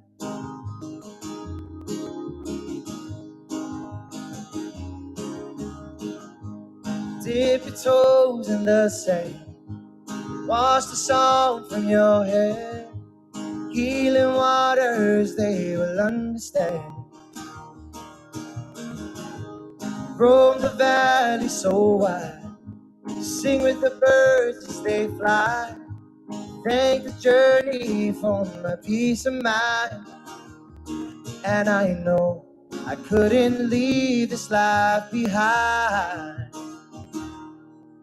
Wake it to warm sunrise, or the sunset on an evening drive. Sea breeze on an open coast, that's what I love the most. Feeling of an ancient wind, climbing up to her home again. Rolling hills, beautiful skies, island light.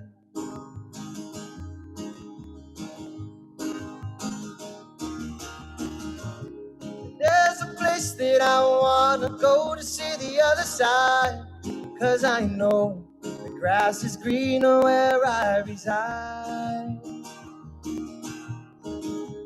Take me home so I don't have to dream for another night. 'Cause when I rise,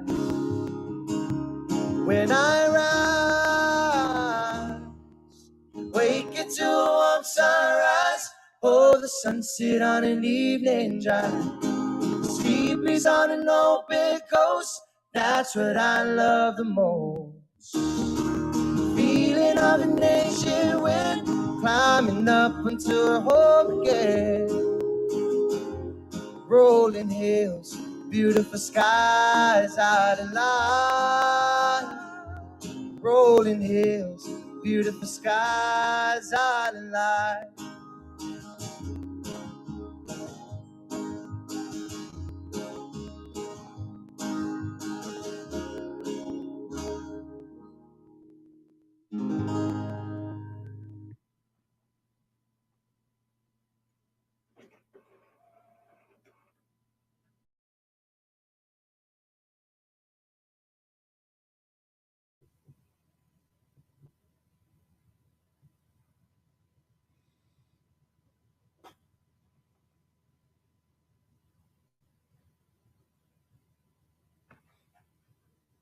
"40 industry representatives. This opportunity has been another way to place action on the value of Ma'alama, and we are excited to hear what the future holds for these amazing small business ventures. We hope this initiative will set the foundation for a long-term mission of strengthening, elevating, and bridging the gap between Hawaii's locally owned businesses and the visitor industry. Our community is a diverse and integrated system of pilina relationships. It is founded upon the values of Native Hawaiian culture and the countless generations of Kanaka Oiwi who have come before us and who have thrived in the most isolated landmass in the world. Through the lens of being Kanaka, our Hawaiian values and relationships also have a role to play in facing the challenges and opportunities that exist within our Hawaii economy. In our second panel, we seek to uncover the opportunities ahead of us in the shift toward a more circular and regenerative tourism economy. We will discuss how indigenous infrastructure models, entrepreneurship, circular economy, and community groups all play a critical role in seeking a truly regenerative model. What are some areas of most concern as we look at the larger picture? And what do we need to be taking stock of? Leading us in this conversation is Kirsten Kahaloa, president of Hui Oi Hana, a Native Hawaiian Chamber of Commerce located on Hawaii Island. Aloha mai kako. Mahalo for being here, everyone, today. We're super excited to talk about regenerative tourism and circular economies.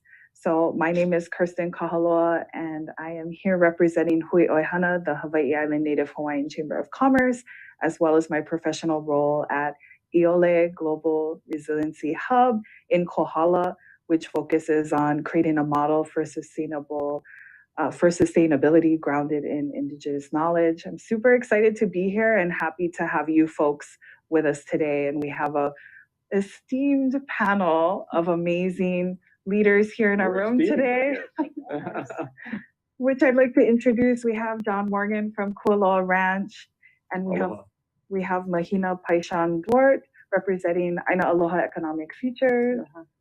Mahalo for being here. Aloha mai.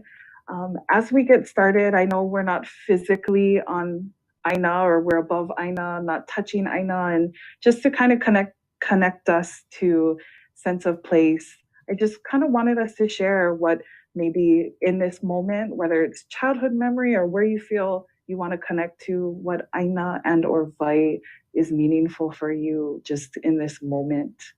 Doesn't have to do anything with regenerative tourism or circular economy, but let's bring Aina or Vai into this room today. So I don't know who would like to go first and introduce themselves, and then that space for you. I'll start. I got a couple of different Aina and Vai that are important to me. Part of my whakapapa, if you want to call it, comes from New Zealand and Aotearoa, and we're part of the Tainui that is in the Waikato area. So my daughter's living down there now, and so that's meaningful. But other than that, here in Hawaii, Kualoa Ranch is where I've made my entire career. Born and raised in the area at Apua, and still. I think I've been working 51 years there now, and started when I was 14, and so the Aina of Kualoa is important, and the Vai around that area, Kualoa, Ka'a'awa, and Hakipu. Yeah, for me, Mahina Paishan Duart, the Aina and the Vai and Kai that I always think fondly of and draw so much inspiration and energy from is He'eia Fish Pond. And that's where I actually met John for the first time, our work in Huimalamalokoi'a. And for me, you started it. I had the honor and privilege of helping to lift up Paipai o He'eia, which continues to do awesome work.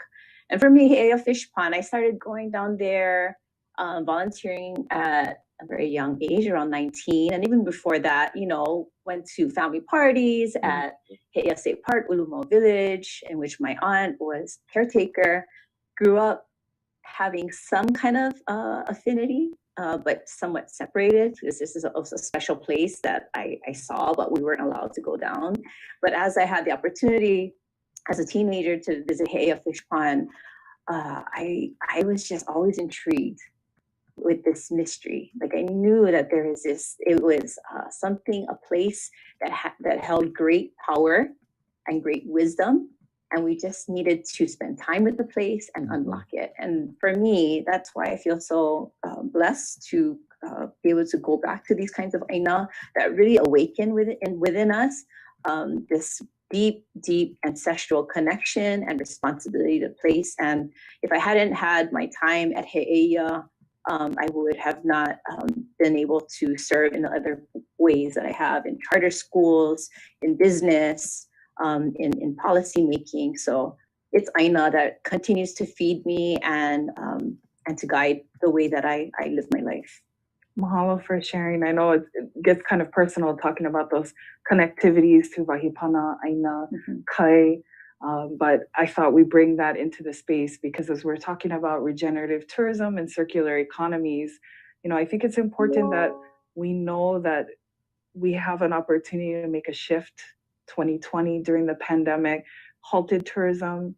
I know it was challenging, it was scary for some at different various levels, but I think we've seen that there are opportunities to shift, to pivot, to reevaluate some of the things we're doing within the visitor industry, within our communities as a whole, and see, are there ways we can do things better? We know that as community, with visitor industry pretty much halting, we saw Aina Kai regenerating, and what that meant for people in community, or community members being able to go visit spaces where it was like, too many tourists, I don't go there anymore. But those were special places as a child.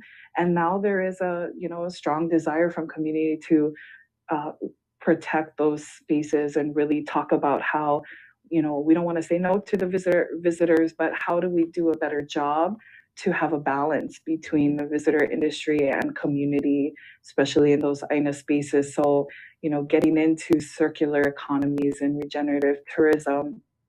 John, we'll start with you. Just tell us what's happening at Kualoa. Sure. Some of this is a check-in because we know things have evolved in the past 2 years. What's happening there, and tie that into, from your perspective, some of the things that do fit into this vision of moving towards opportunities in circular economies and regenerative tourism. Thank you.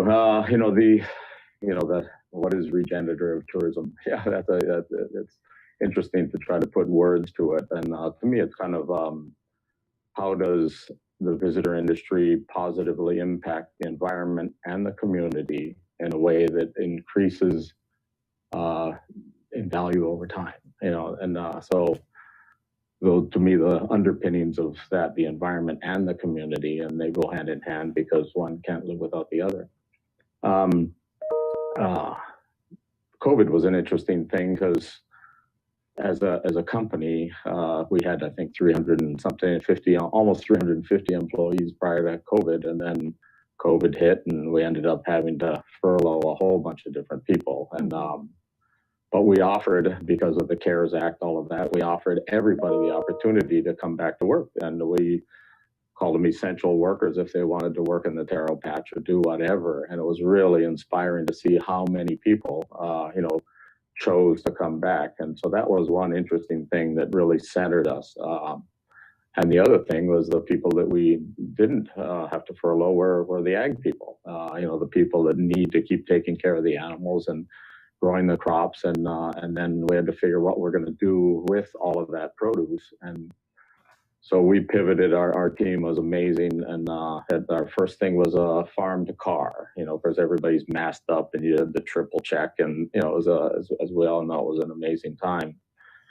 But you pivot, you figure out what's next, and for us, the development of the local market for our ag products further was a benefit, and then related to tourism, what we did is we kind of made everybody drive out to Kualoa. And a lot of people here in Honolulu don't realize Kualoa is not that far away. The windward side is not that far away. Some people feel like, oh yeah, I might as well go to Maui or something if I'm gonna to go to the windward side of the island. But so the local market, both for ag and for just come to see what we have going on as things opened up. So that was one of how we evolved, and now we're not back to full swing, but we have over 300 people. We've got all kinds of different agriculture going on. Our education programs are coming back. Prior to COVID, we had about 12,000 local school kids a year coming out there, and we had a lot of visitors, and we have all kinds of different opportunities for visitors, and so and we're coming back, and things are good. So. Mahalo for sharing. Mahina, just in case anyone doesn't know, I believe everybody knows what Aina Aloha Economic Futures Initiative is and what's been going on. If you want to just kind of tell us about that, and what are the next phases of that worker space, or what's happening with what has been started since the pandemic. Sure. So in Aloha Economic Futures, it's really just a coalition of 14 individuals. And we came together during the height of the first shutdown.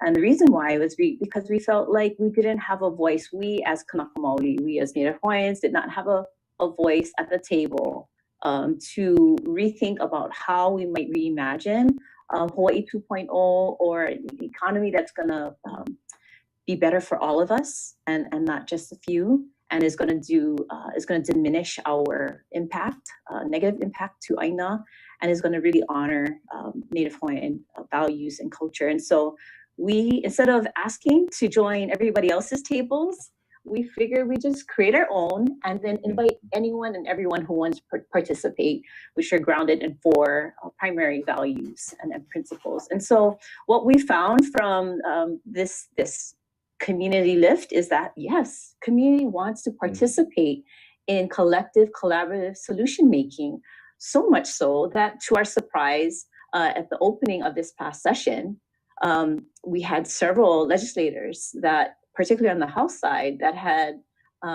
called out Aina Aloha Economic Futures and our model and our priorities within our policy playbook, within their some of the items that they're going to put forward as a legislature.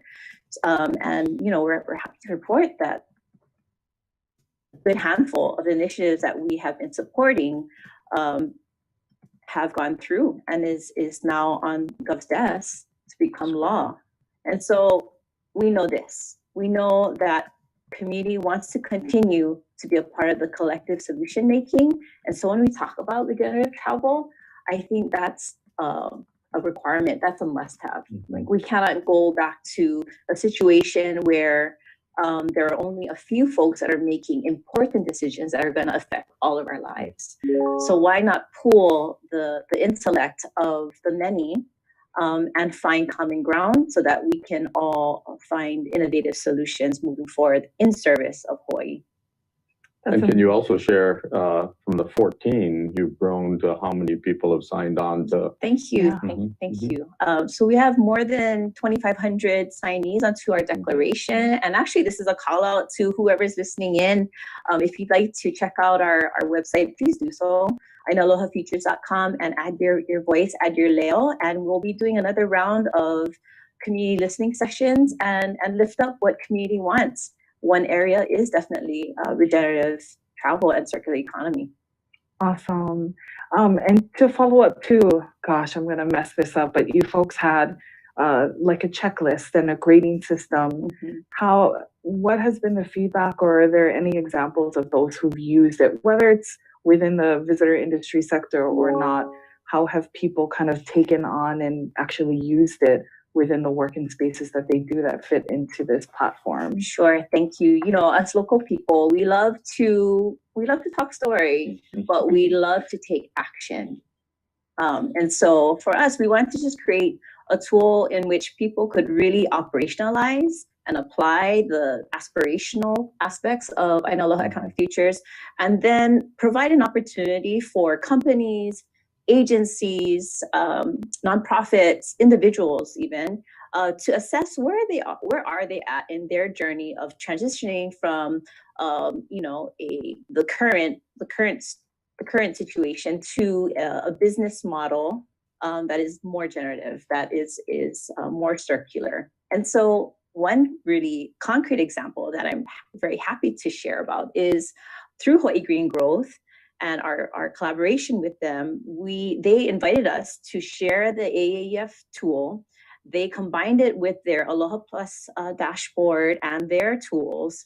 We've coalesced the two tools, and then we worked with one of their major partners, the Alawai Watershed. And so the engineering company, then we worked with them for a year. Want to shout out to Ulalia Woodside, who's an AEF member who worked really hard on this, as well as Kani Ka'anana from HT as well. And now this major international engineering firm has adopted this tool, and they've created their own tool to really assess the impacts for which all of their tactical decisions will have. So we find that whenever we can find ways for companies, organizations, individuals to assess their own impact, we believe that folks will choose to do the right thing. And again, this is a journey. No one has the silver bullet, but if we can reflect on negative and positive impacts, we should do that. You know, you brought up a good term of tools or toolkit or resources. You know, as we think of how do we create more opportunities, I know some of the work that both of you are doing have been very engaged in kind of accelerating this regenerative model or holding on to it. Those who may not have started, whether it's organizations, individuals, businesses, how do we kind of bring people on board? How do we provide others maybe with tools to kind of get on this circular economy, regenerative tourism train as a model? So I'm going to start with you kind of from that business perspective. You folks have a lot of various ways you've modeled that. So whether it's through those examples, just kind of share how we can give others tools to move these examples forward. Sure, thank you. I think like Mahina said, you know, the partnership with Hawaii Green Growth and the tools, you know, the whole thing of benchmarking and measuring stuff is important. And no matter what the size of the organization, you know, if you put an effort towards something, it's gonna, you know, start to produce results.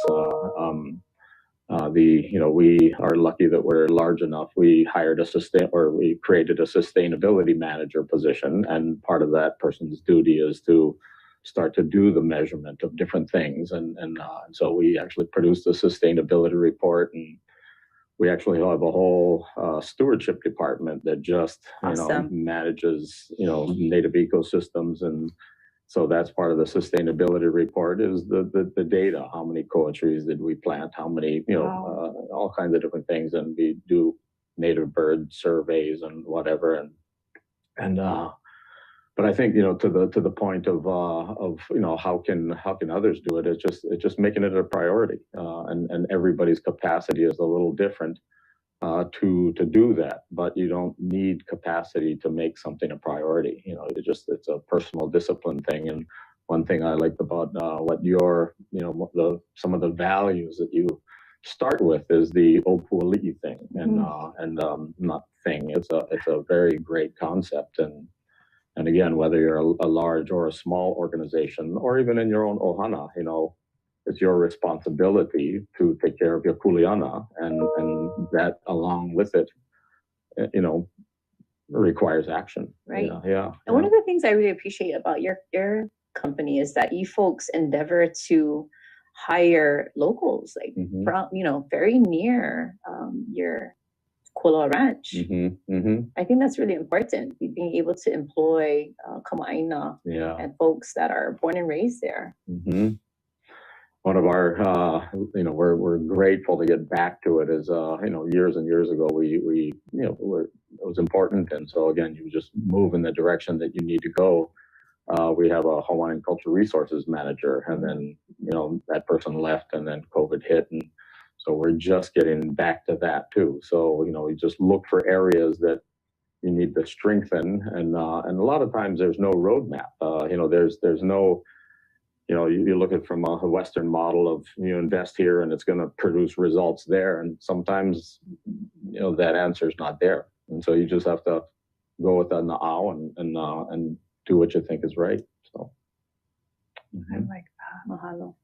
Mahina, what do you think are some additional examples or tools or maybe success highlights with organizations kind of moving in this model? I know you wear a multitude of hats. Sure. So yeah, what are some of those great examples of moving in the right direction for regenerative tourism, circular economies? What does that look like? Yeah, so I think in Hawaii, we have some really great examples, particularly in the fashion industry, right? So you have Kealo Pico, for example, that is trying to you know, put a spotlight on the harmful practices that fashion can have, right? So, you know, the dyes that are used, the material that's used, and I love that they're trying to source and source all of their materials to the extent possible and do all their printing here.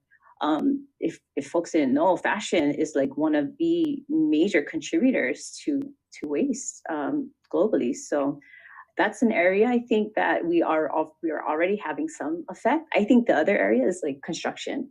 So I have a friend who's the executive director of Reuse Hawaii. So there's lots of opportunities in deconstruction. So with the material that we have, like how do we reuse the material that we have instead of trying to import and to continue to degrade mountainsides and hillsides to create concrete? There are now industries in which you can refab wood, like the Albizia project, invasive woods, where you can refab concrete and so forth. So circular economy is really about thinking about how can we reduce waste within the value chain.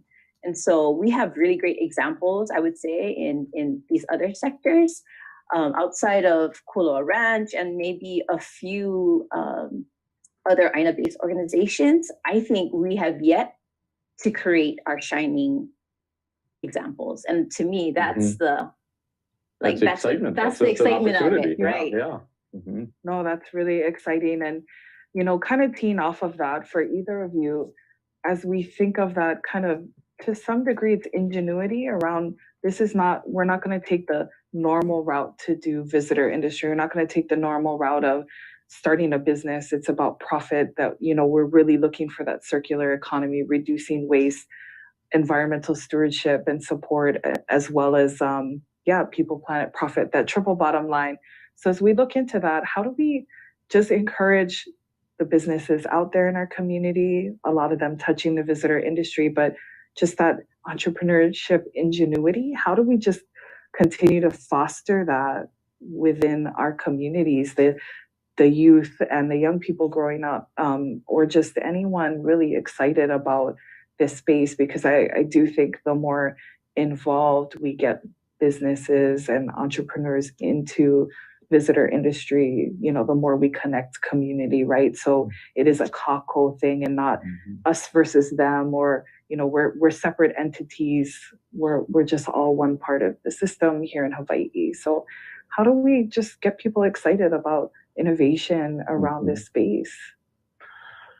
I think one way, kind of lies in a personal value of how do you continue to improve?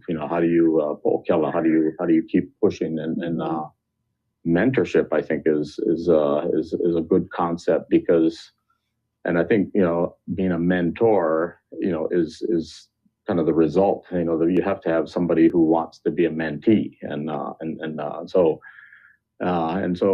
part of that is you look for examples out there, whether it's a mentor or in the business sense. What are models out there that we can follow? One of the ones that I'd mentioned, New Zealand. There's a place called Te Puia, which is a kind of a combination of a cultural site and a craft college, basically, and they do carvings and they do a bunch of different crafts, and the local people come in, and so you actually get to to work and produce and create a skill, but it marries the the whole tourism piece and the local people doing what they want to do. And I'm not saying that's what we need, but it's a model like that. And then there was something a long time ago out in Ko'olauloa, put together by the Queen Emma Foundation, and they called it Ho'oponopono Ko'olauloa, and it was just bringing together. And were you part of that thing? It was a long time ago. So anyway, it was a great effort, and they just brought a whole bunch of community together, and at the Turtle Bay, and just a bunch of people kind of visioning the future. And then a subsequent thing to that was another effort, and they looked at economic clusters or areas that had similarities. And so one of the things that came out of this economic cluster analysis, and it was based on the North Shore, was looking at Napa Valley in California. And so you have an agricultural area, what was common? Well, it was good for wine. Well, one winery doesn't make a destination, and so together they created a destination, which is now known as Napa, which everybody goes to, and hotels and this and that and the other thing. But I think Hawaii has the opportunity to do a similar thing. So, what are our core strengths? So, what are we really good at? And how do we further develop the brand? From a visitor perspective, Hawaii has an amazing brand, and we need to continue to refine it and tweak it so that it becomes more of what we want to be in the future rather than just what it is today. And so, around things around, Aina Mamona, stewardship, the Hawaiian cultural values, what do we do today to make that happen in the future so that our identity is, again, even more aligned in that area. And so I know I rambled a bit, but the whole idea of, okay, what's going on in Maui is that can you do something that bolsters that? How do you inspire entrepreneurship around those ideas? And so there's fertile ground for a lot of things, but it takes people, and it takes people wanting to improve their own lives, and for the betterment of our community. I agree with you. I think we do need to start in the place of core strengths. Mm-hmm. And so for me, I think what entrepreneurism can bring to this conversation and to the opportunity for a future more vibrant, more just, more resilient Hawaii is like, how do we design business models that are going to help us shift from quantity to quality, right? Mm-hmm. From transaction to relationship, mm-hmm. from a place mm-hmm. of like correction to connection, as one of mm-hmm. my mentors, Uncle Pono Shim would say. Mm-hmm. And like, how do we really, and if we think about regenerative travel, like, the premise of that is that we have to be able to regenerate, right? Mm-hmm. So if we, as the stewards of Hawaii, of this land, if we don't create the opportunities, if the tourism partners do not create the opportunities for locals to find ways in which they can regenerate with Aina, then there's going to be a missed opportunity. And I think mm-hmm. we're going to continue to feel the pains of the current tensions and conflict. Mm-hmm. So I think if we how do we build out business models like yours that are trying to shift towards a more quality experience, right? Mm-hmm. High impact experience that are really focused on a couple of areas. Like when we say core strengths, we all love to eat over here, right? Mm-hmm. We all love to eat. We all love to talk story. So why not try and find entrepreneurs and provide funding opportunities to our storytellers, to our media makers that are going to tell authentic stories in our ways that are also going to compel the kinds of travelers that we want, mm-hmm. right? Mm-hmm. When we talk about food, we have an awesome food systems community here that is doing tremendous things. Mm-hmm. But why can't we work with them more closely to coordinate across, right? Well, so when we're talking about farm to school initiatives, why can't we also talk about, initiatives that are also going to, possibly benefit the conscious traveler, right? Yes. So yeah, we need entrepreneurs and innovators to help create the solutions that we want. And we need to source these folks from communities, mm-hmm. because that's going to be part of the solution making. Correct. And, we know over years, even pre-pandemic, there's a shift for the conscious traveler or the visitor that wants an authentic experience. We know that one of our greatest visitor and connective tissue, support system, are our cousins from Japan. Mm-hmm. They want authentic experiences. They want the quality of what's grown local, what's sourced local, the most localicious, local authentic experience. We know the Japan visitor is demanding that, but we also know a shift globally is also demanding that. it's important that we continue to support those initiatives and endeavors. The PSA, Buy Local, Support Local, has been one theme that has been coming around. But as we think about that, John, talk to us a little bit about some of those areas of, I know you're doing kind of like eco tours, and I think more recently, maybe you added that kind of like agricultural experience tour. Mm-hmm. So tell us about that, and then go a little bit into some of the agriculture work and aquaculture work you've been doing at Kualoa, just a little bit more. Sure. And we have a relatively big visitor operation, and some of the things that people do are activities. We have horseback rides, ATV rides, a zip line, and our newest thing is e-bikes. And so people go through the property, and those are activities. But we also have tours of the property, and so we had to kind of develop, our own brand of what is Kualoa, because nobody knows what Kualoa is. I mean, so we had to develop this brand, and of course, I won't go into the whole evolution of it, because we started way different from where we are now. We had helicopters and jet skis and, things that didn't really fit, but we had to grow and evolve. So now, part of our growth in agriculture is developed around the visitor. So we have 5 different tours of the property, because the property is just under 4,000 acres.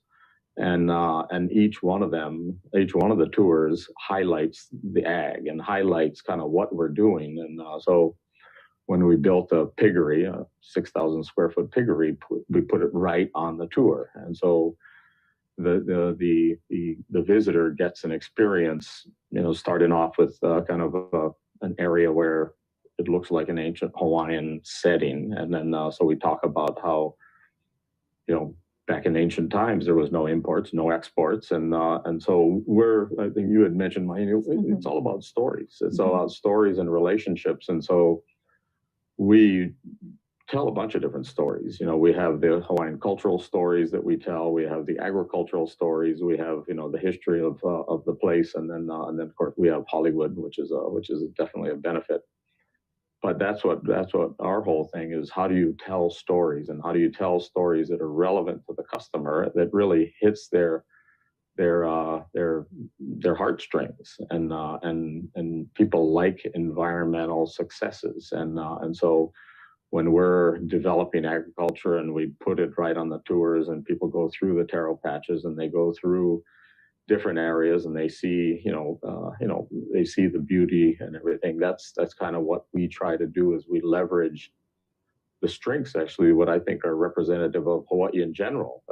This is a beautiful place, and really our biggest comment is always about the staff. It's really amazing. To your point, we're lucky we have a lot of local people, but it's not only local people. That everybody needs to belong. Everybody needs to, and we focus first on employees, and they feel they need to belong, and they need to feel proud of what they're doing. And then if they're sharing a place with a visitor that they're proud of and they can identify with, then it is even that more enriching. So I think, getting back to your point, we have these 5 different tours of the property. Each one goes into a different area.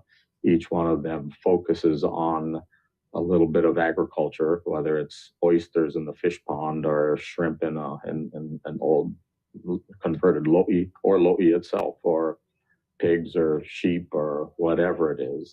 That's what we try to offer and give our guests. Yeah. I want to touch upon what John said about this idea of belonging. You're right. I mean, that's core to humanity, right? It's sense of belonging, sense of connectedness is, really important. I just think we know when we've had magical and transformative moments. Like one that comes to mind. You tell stories about it. Right, we tell stories about it. And one of the moments that comes to mind is in 2016, where we had our Pani Kapuka event, right? Where we wanted to invite all of our supporters to come and help us close a puka within a wall that hadn't been closed for over 50 years. And it was significant because it represented community coming together over 15 plus years, and to celebrate, right? Celebrate the ancestral ingenuity that has been left for us, and then to celebrate it and then take it forward. And to what was like one of the most outstanding moments is that when I was there and I looked to my left and to my right, 2,500 people. You saw military officers. You saw the governor. You saw moms and dads. You saw kupuna. You saw educators. You saw kumuhula. You saw business people. Folks that you might see on Bishop Street. And so it's this idea that we can all collectively come together and we can be there to serve Hawaii. And I just think that's the kind of experiences that we all want first as community. And if we think about like where are the opportunities where we need to restore, right? We need to restore lo'ikalo. We need to restore native ecosystems. We need to restore fish ponds. We need to restore fishing canoes. We need to kilo. We need to observe, right, the changes that are taking place because of the climate change crisis. And how do we make sure that we do that as a community first here at home, and then seek out opportunities to continue to invite the conscious traveler to join into our kuleana, because we belong here, and because we belong to this legacy of kuleana. And we need to pass that on to the visitor, that they belong. That's right. And our newest program is the Malama program, and we provide an opportunity for people to get into the taro patch with Evie right now. It's a relatively small operation, but she's gotten great reviews. The program's gotten great reviews, and people love that. They because they're belonging now, and so. And the next one coming up is going to be a tree planting thing where people will be able to go up into and plant their own tree. And so those are, but people want to belong. They want to belong. They want to make a difference. The Panikapuka was an amazing event. Yeah. So that's great. Yeah. All of us know we live in such a unique and beautiful place that we have family or friends that come and visit, right? And we have to also learn to play host personally, and we also want to create authentic experiences. And I recently had a friend visiting from college, and I was trying to figure out what authentic experiences could I take this really close friend on so they can really connect deeply with Hawaii, belong, find that sense of place. And, I was looking for ag tours. I was like, could have forced them on the things I'm passionate about. Kalamai, sorry, friend. But I looked for different ag tour opportunities, and I want to give a shout out Kohana Rum. We decided to go there. They were passionate about sampling alcohol. I was passionate about an agricultural tour. And I just have to say, they did a great job. I learned about native coal and sugarcane. And, growing up, you just know, oh, that's sugarcane. I was raised on top of an old sugar cane in Kapolei. Like our houses, our homes, Kapolei was built on old sugar cane. So to be able to connect just in an agricultural tour personally as a Native Hawaiian, not understanding all the native varieties, they could have picked any variety. Maybe there's non-native sugar cane that tastes better, but they said, no, we're going to use the native varieties and we're going to source those. We're going to teach people about them.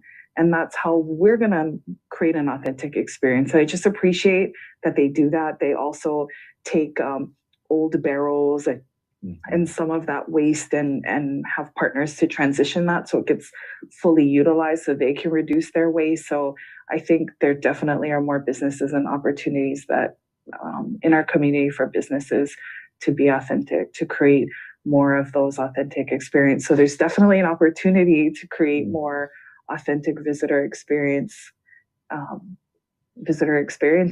And so, when we think of circular economy and we talked about tools for those kind of building up, what are some of the things we need to work on, unweave or untie to make it easier for those opportunities to be plentiful, whether that's just for community, for personal or to help businesses really be able to meet in this regenerative tourism model and circular economy? Is there missing links that we just kind of need to unravel, or whether it's legislative support, financial support, resources? What are those things that are tools but more unraveling to those to create more ways for opportunities? Yeah, I think the larger businesses, they don't really need the help. I mean, because they're established, and everybody needs help, I guess, to whatever extent. But I guess what you made me think about was there are, people in our community that would like to take advantage of that, but don't know how. And part of the whole dynamic of tourism, or tourism that needs to be managed a little different, is communities need to accept tourism on their own terms, and so you need to navigate that one. And if you have a farmer who would love to be able to make a little extra money by having somebody come experience, it's got to work for both sides, and obviously it's got to work for the neighbors too. You don't want to have a whole bunch of people going up to a place that they shouldn't be going because the neighbors don't like it. But I don't have the answer, but I think that's one of the challenges that we need to face is how do people who want to be involved in the visitor industry, how do they find out how to do it? And one of the things we've thought about, because we have a marketing system and people go to our website and all of that, is do we become a conduit for people in the community who want to offer their own experiences, and where we're just and we don't have to be the only one doing that. There could be another way that if somebody doesn't want to be a slip and Kewalo and do the typical fishing thing, but he's a fisherman, he wants to go fishing, and once every 3 times a month he wants to take people out, help them, is that available? Is that possible? If somebody is a pig hunter and are there experiences like that one, the visitor wants, and 2, the local person wants, and is there an opportunity there? I'm not sure. And how do you connect them all? There's so many great things going on, in Hawaii that people would like to see. I mean, I know the Ma'o Farms people. Yes. They're wonderful. Yes. And they're not oriented toward visitors, and that's not their primary thing. But I know visitors would actually love to experience something as authentic as Ma'o Farms. And I don't want to throw Gary and Kukui into an area that they don't want to be, but I know that there are, visitors who want that kind of unique, small-time experience, and so that is an opportunity. I think we still have to figure out how to put everybody together. Absolutely, I want to offer a couple of concrete areas as well. One is I think we need to give more money, more funding to DLNR, because they're underfunded, in my opinion, to do the work that they must do, to care for all of our. Maybe to charge more money for some of the areas that are overused. Yeah. Second point is we have examples now. We have good examples of a fee-based operation at Wainapa and Maui, as well as Ha'ena on Kauai. So let's expand that, and now at Diamond Head, correct? So now let's expand that and look at other areas for which we can recoup some of the costs for ongoing active stewardship. I think also another thing I would offer is green fee. So the whole green fee policy, for which some kind of fee can be assessed. Like for example, if I travel to Aotearoa or other places, I'm happy to give $40, $50, $60, right? That is going to be recouped by that particular country and then put into the biosecurity control and other areas. So I'd love to see the legislature look at the merits of the green fee legislation and see what we can do to advance that. And then finally is Olelo Hawaii. Olelo Hawaii is an official language, and if we want to really continue to strengthen our connection as Kanaka Maoli, as Kama'aina, and if they're going to continue to be the employees of these various small companies, mid-sized companies, large companies, then we got to make sure that we continue to feed their knowledge base, right? And so that they're able to draw back to ancestral knowledge, to mo'olelo, to mele, and go deeper into the discovery of what makes Hawaii so special and unique. So let's continue to support the overall capacity of every resident, being able to access Olelo Hawaii. And let's see, I want to be able to see Olelo Hawaii and hear Olelo Hawaii. I love hearing Inikali in the airport, but let's hear Olelo Hawaii in all the spaces. Great suggestions. And as an example, we have some amazing organizations like the Native Hawaiian Hospitality Association, who does cultural trainings, Olelo Hawaii trainings. But, how do we connect all the very, very busy employees in the visitor industry and give them some time and space to access some of those opportunities? I think that's key. We know there's amazing programs for those seeking authentic experiences that we talked to before. Travel to Change is one opportunity where you can go and seek lo'i opportunities, stewardship opportunities, which NAHA has played a role in kind of uplifting and bringing more nonprofit organizations that really fit in that Vahipana support stewardship, Native Hawaiian owned nonprofits or Native Hawaiian nonprofits that can help continue to create more space for that. And we're just getting so short on time, and we kind of have moments just for closing thoughts. Again, we're here to kind of talk about opportunities to enhance and strengthen circular economies here in Hawaii, as well as regenerative tourism.